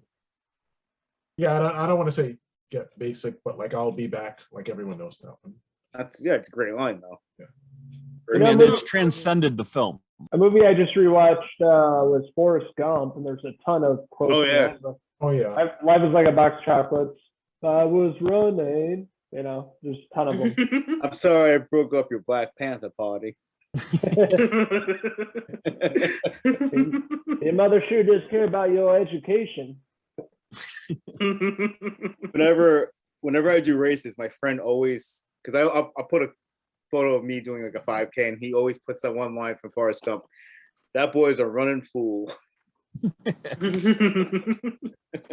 Mama said these are my magic shoes. They could take me anywhere. And then the movie rating one-upped it and went, what was it? Mama said they were my magic shoes. Mama said they'd take me anywhere. Mama always used to hit me over the head with a thing and hide me in the closet, call me a retard. Yeah. I didn't know Robert Zemeckis directed that until recently. I'm like, really? Yeah. He won Best Director for that one.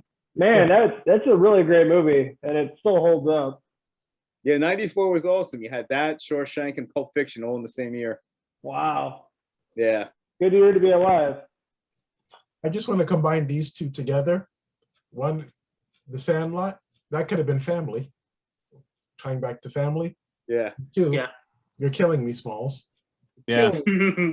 Yeah. Yeah. It's another one that transcends it.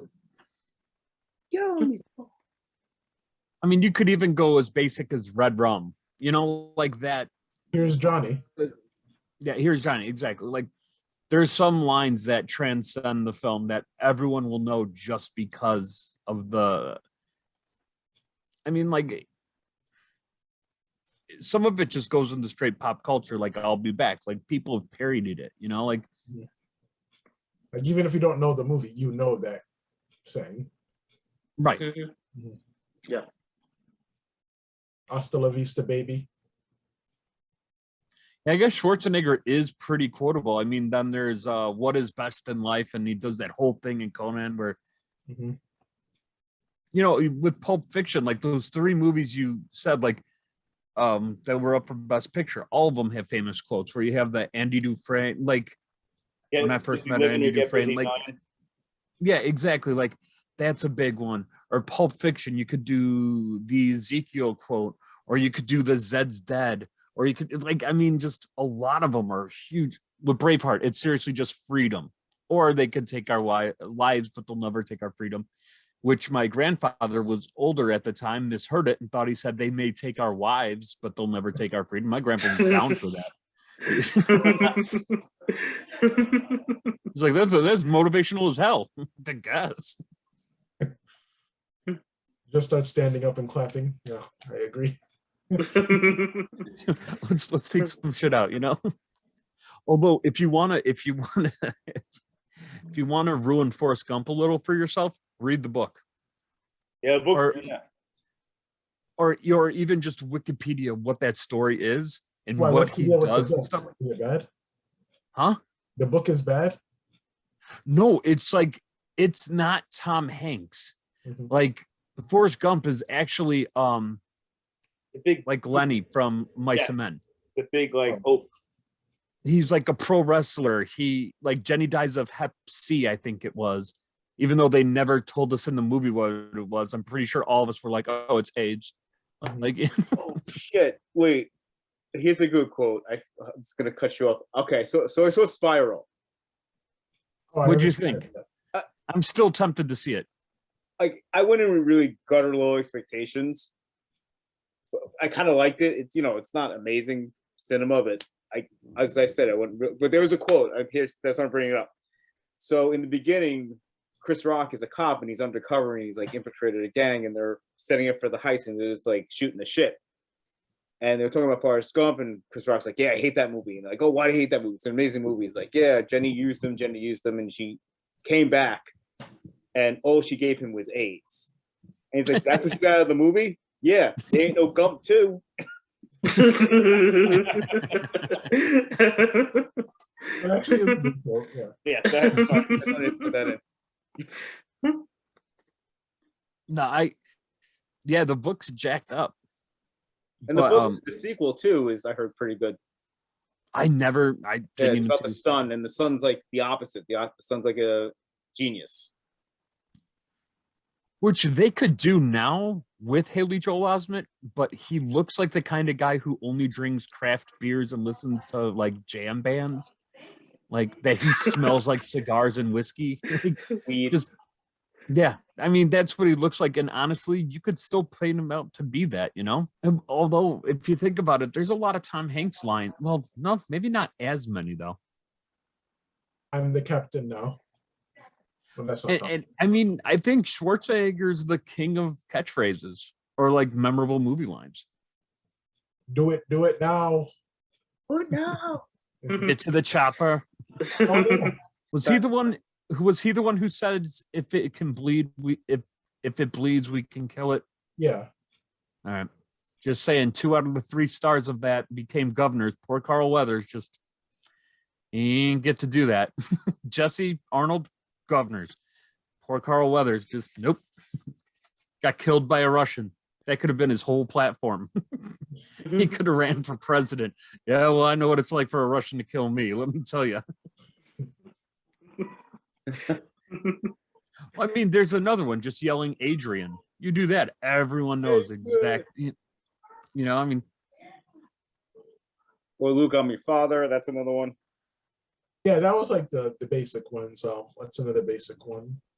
To Infinity and Beyond. Did you guys see that Scream Factory thing I sent you, the Halloween? Yeah. I was gonna get it. It's like $260 for the first 5 movies on 4K, posters and vinyls, which is kind of cool. Did you grab it? No, cash is pretty low right now. The move. Oh, Logan, I got that Cinderella thing yesterday. Did you? Yeah, I didn't watch it yet, but yeah, I got it. I'm like, yeah, might as well check it out. Yeah, it looks so bad, even from just the cover. If you want to write just like a paragraph or something about it, it'll be about worth your time there. About 10 minutes. I just thought of another movie quote. Would you like some chocolate covered pretzels? Walrus. Yeah. Hey, lady, you ever get your ass licked by a fat man in an overcoat?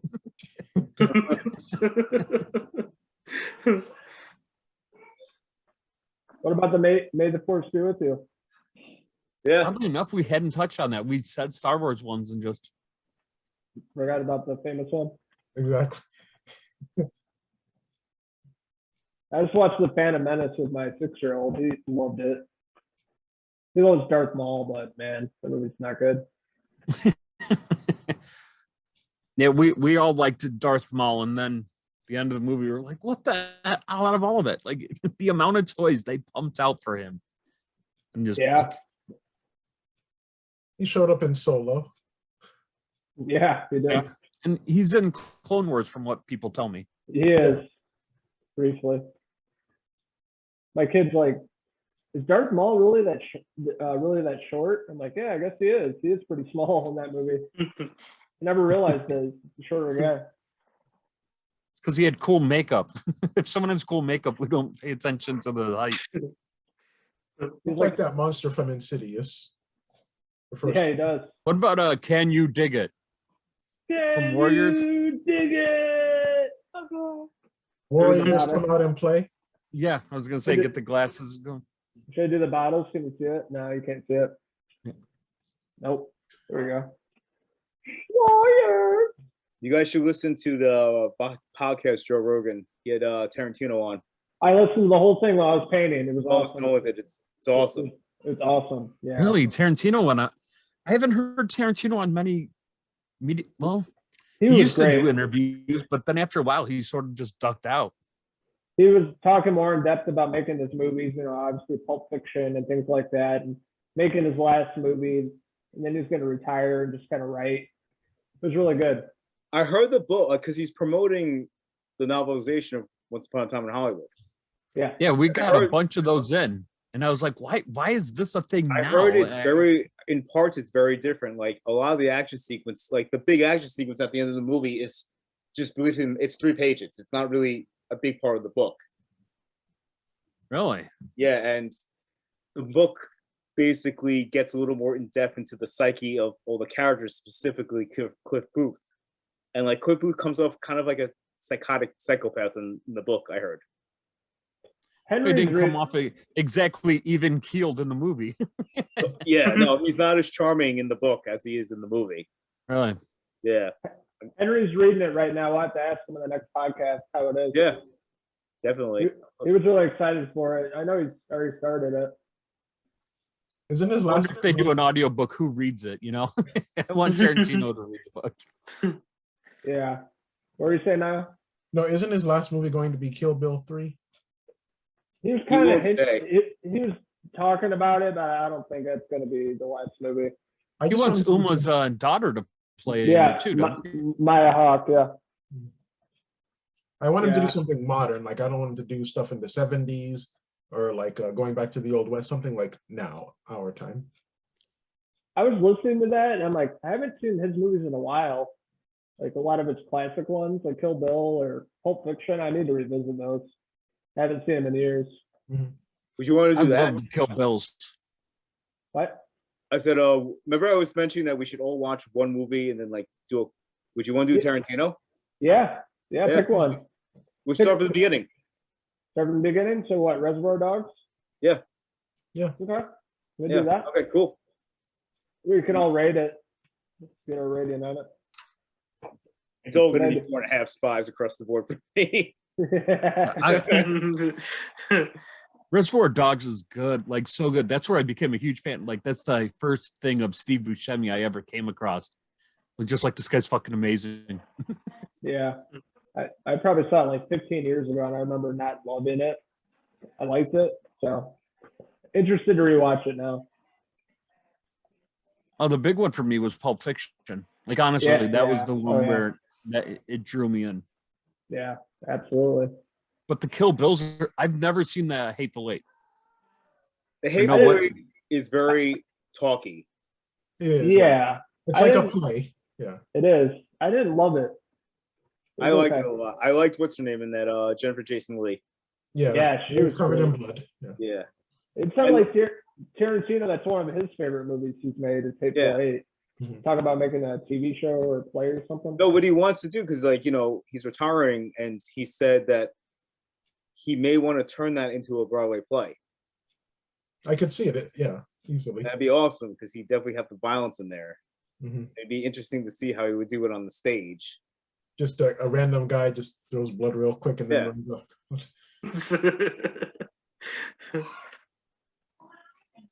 But he said, or I heard that he's doing. You remember, those like books, picture books of like the films of Sean Connery will like have a picture from Last Crusade, and it'll just give like information about the role that he did in that movie.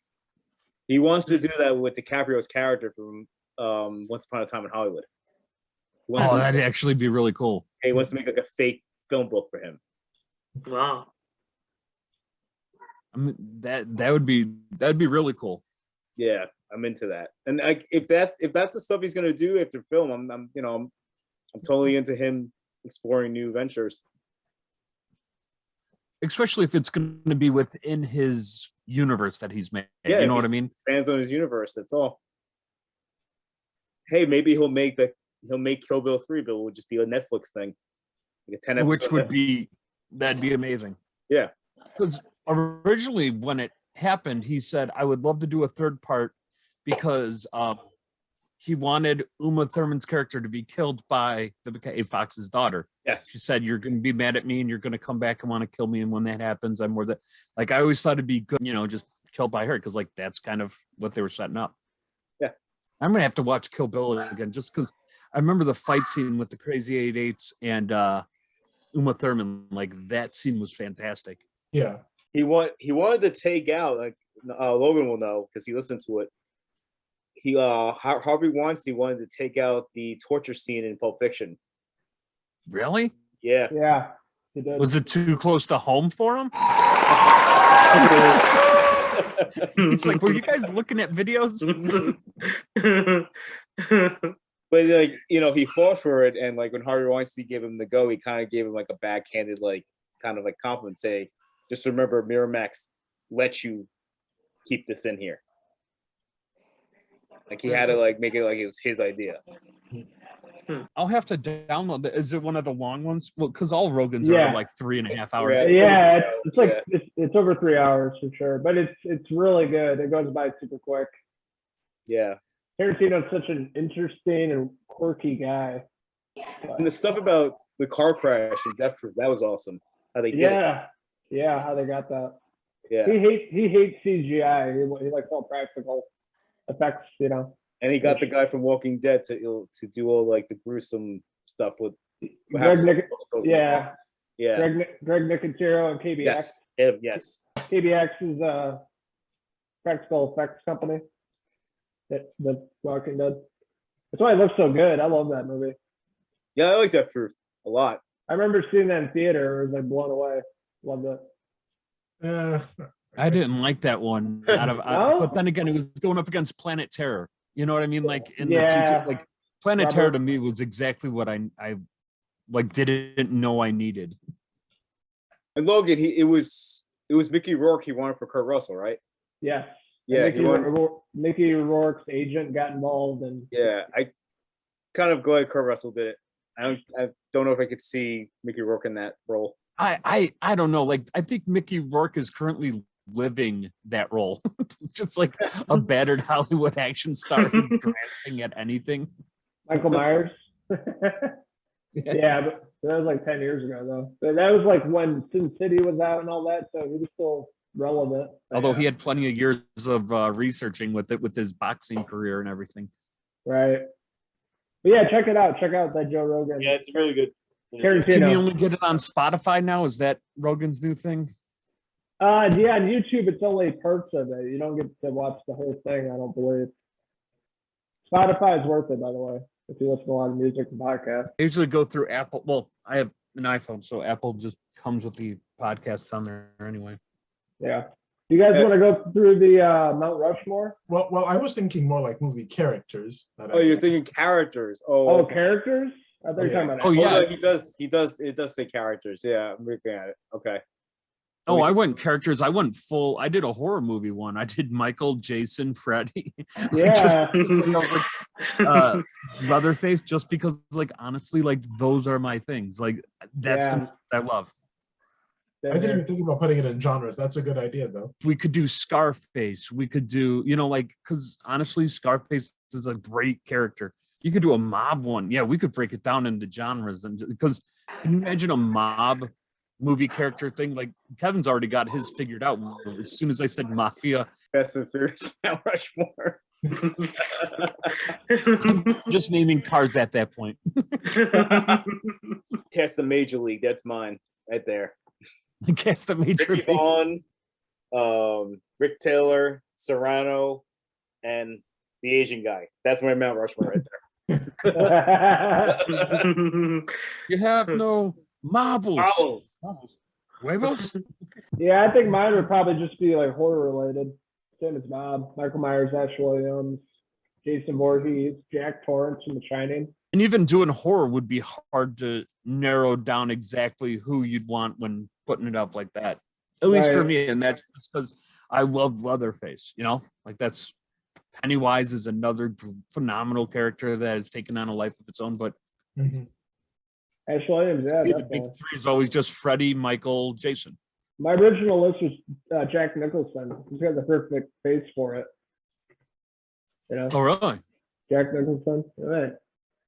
I was thinking an action movie one like Schwarzenegger, Stallone, Sigourney Weaver. Jean-Claude Van Damme. That was my next one, yeah. Chuck Norris. Well, his would be Chuck Norris in 4 different ways. Oh, Logan, did I tell you I saw that the amusement park? Did you? Yeah, I did. I like it. Yeah. I like the motorcycle gang when they're here, then they come closer and they come closer. Yeah. Just beat the shit out of the old guy. Yeah. He just like snapped out. It's not what I expected. It was different. So good. No, it was a PSA message, pretty much. Yeah, pretty much. And I enjoyed the little girl giving him fried chicken at the end. I'm like, oh, this is like, it reminded me of Colonel Sanders when she did that. And he has the white suit and everything. Yeah. Like the origin story to Colonel Sanders or something. No, but I really liked it, actually. Yeah, it was a lot shorter than I expected, but it was pretty good. It wasn't even a movie. What was this? Like the amusement park. George A. Romero's Long Lost Film. Oh, the Lost movie. Yeah. I can't even call it a movie. It was so short. Right. What was it, like 80 minutes or something? I think I have a Mount Rushmore. I love Ferris Bueller. I think if I could, I can do like a Mount Rushmore of minor characters in Ferris Bueller.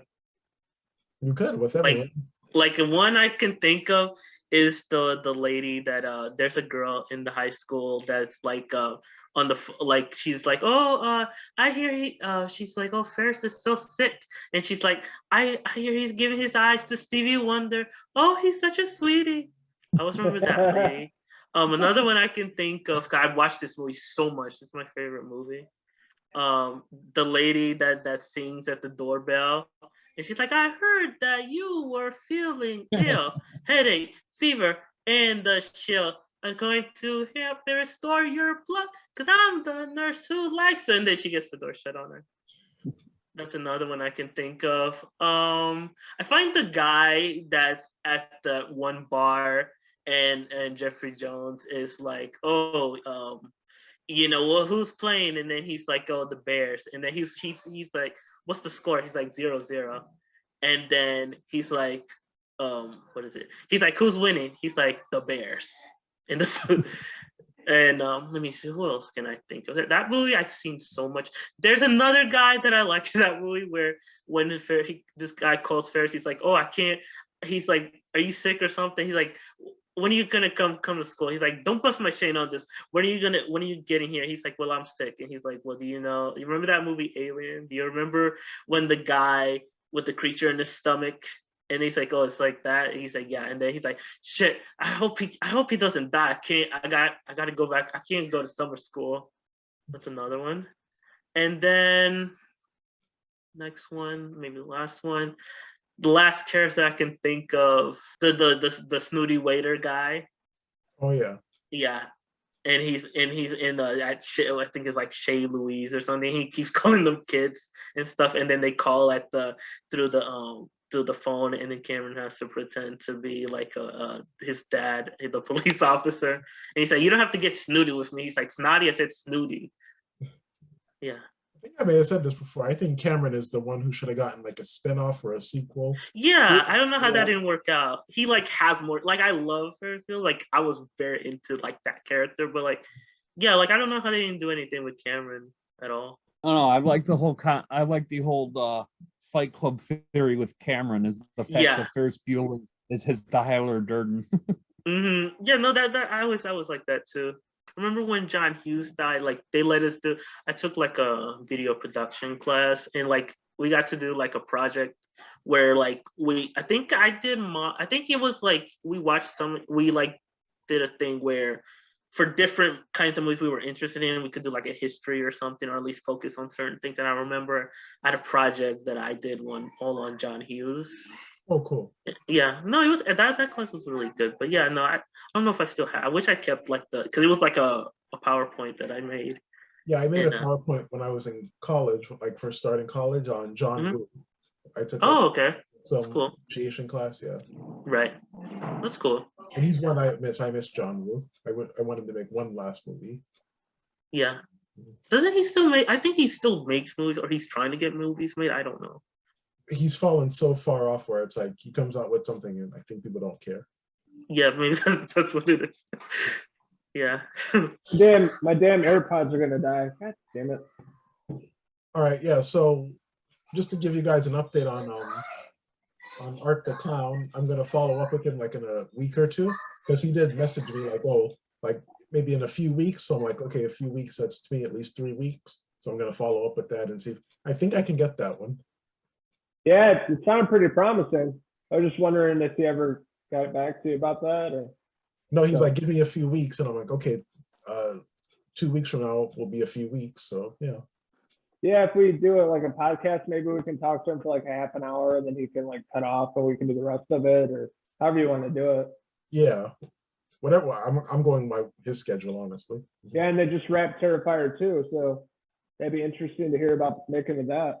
Yeah, they did a comic book too of Terrifier. That's what he was promoting, and I think that's why he's like, oh, in a few weeks he has to promote that. Cool. That'd be awesome. And apparently Chris Jericho's in that movie. Really? Oh, of course he would be. Yeah.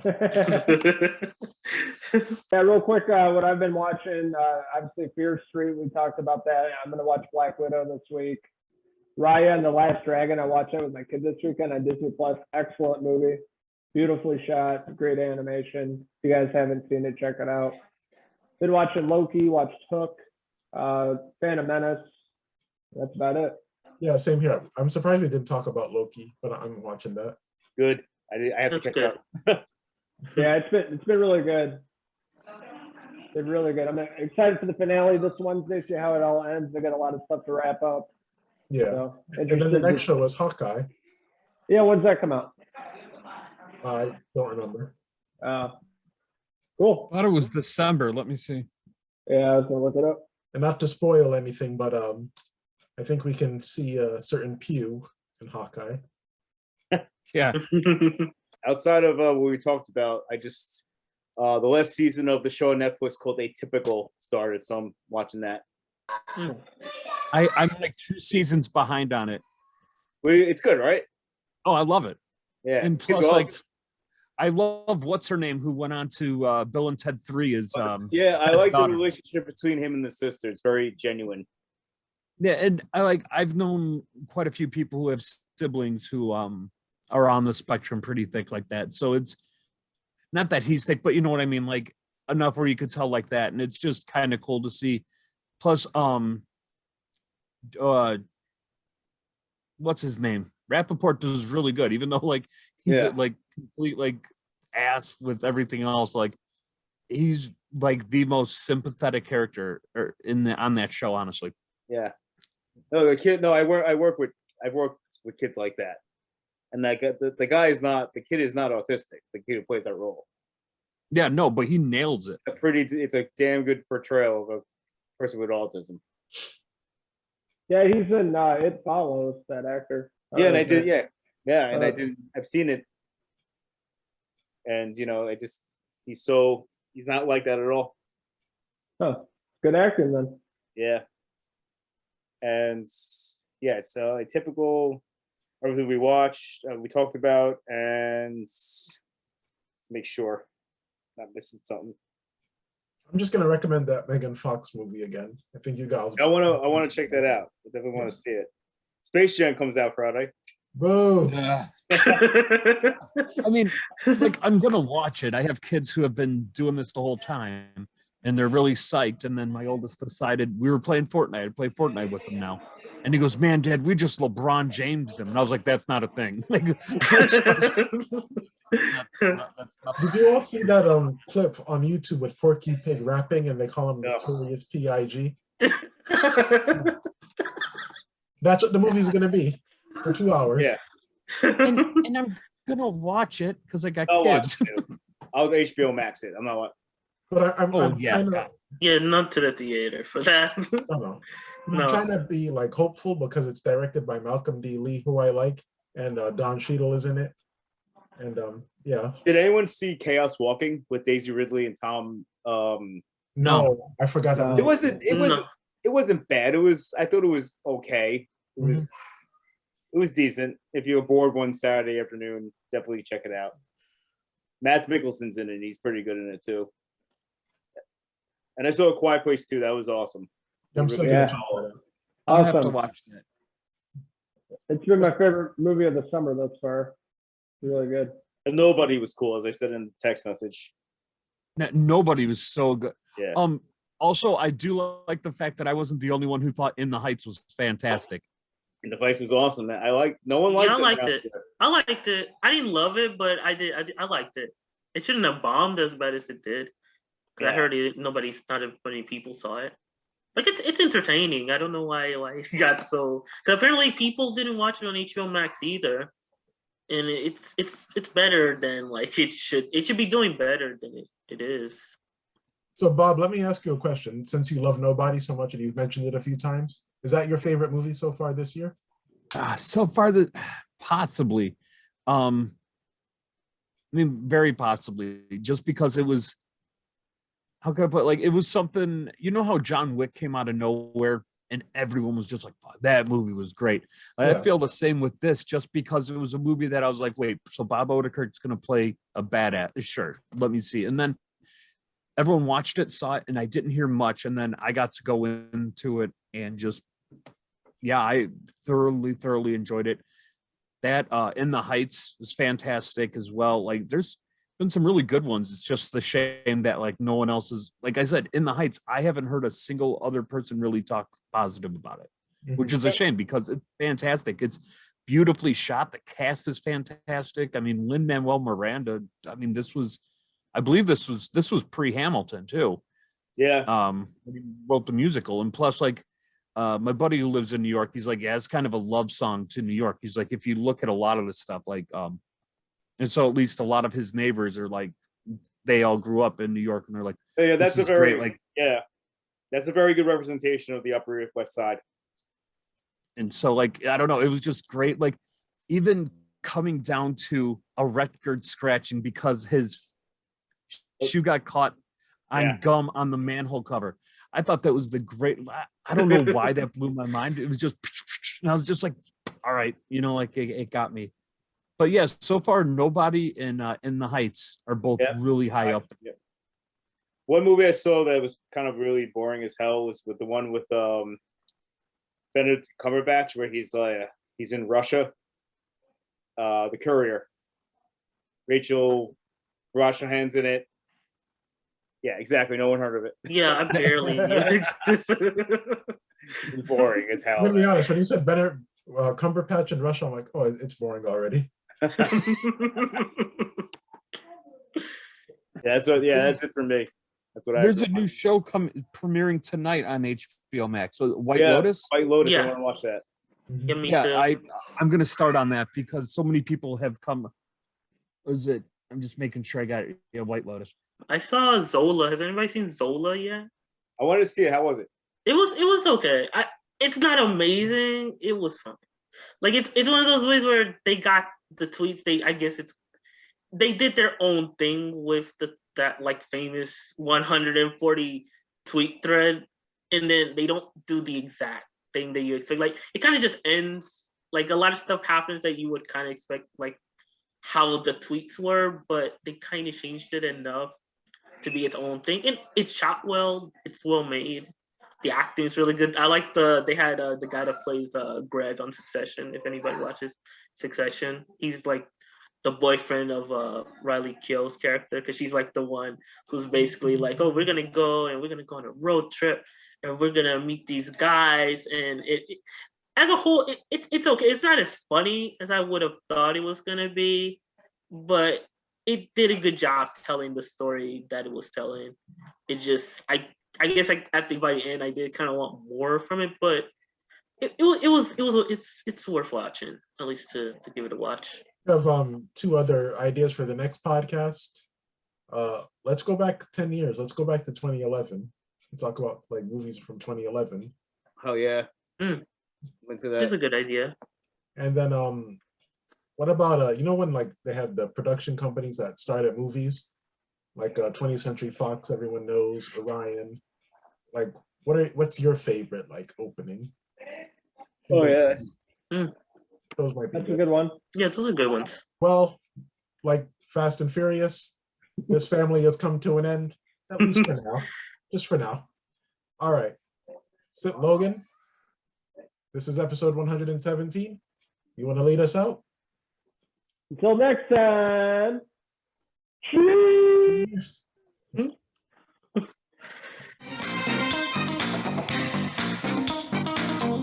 Man, I can't believe those boys brought up Fast and the Furious and how important family is. Family's everything to me, and I can tell those wild CinePhellas boys love family as well. This has been a great episode about family. Bet your sweet ass we're going to be back with more Fast and the Furious films in this franchise. We got 25 more lined up. And in Fast and Furious 21, we're going to be facing off against those goofballs, the Avengers. And just like I said in the past 9 films, it's going to be one last time. Anyways, boys, I enjoy this podcast. I love you, wild boys. Love Uncle Vin Diesel.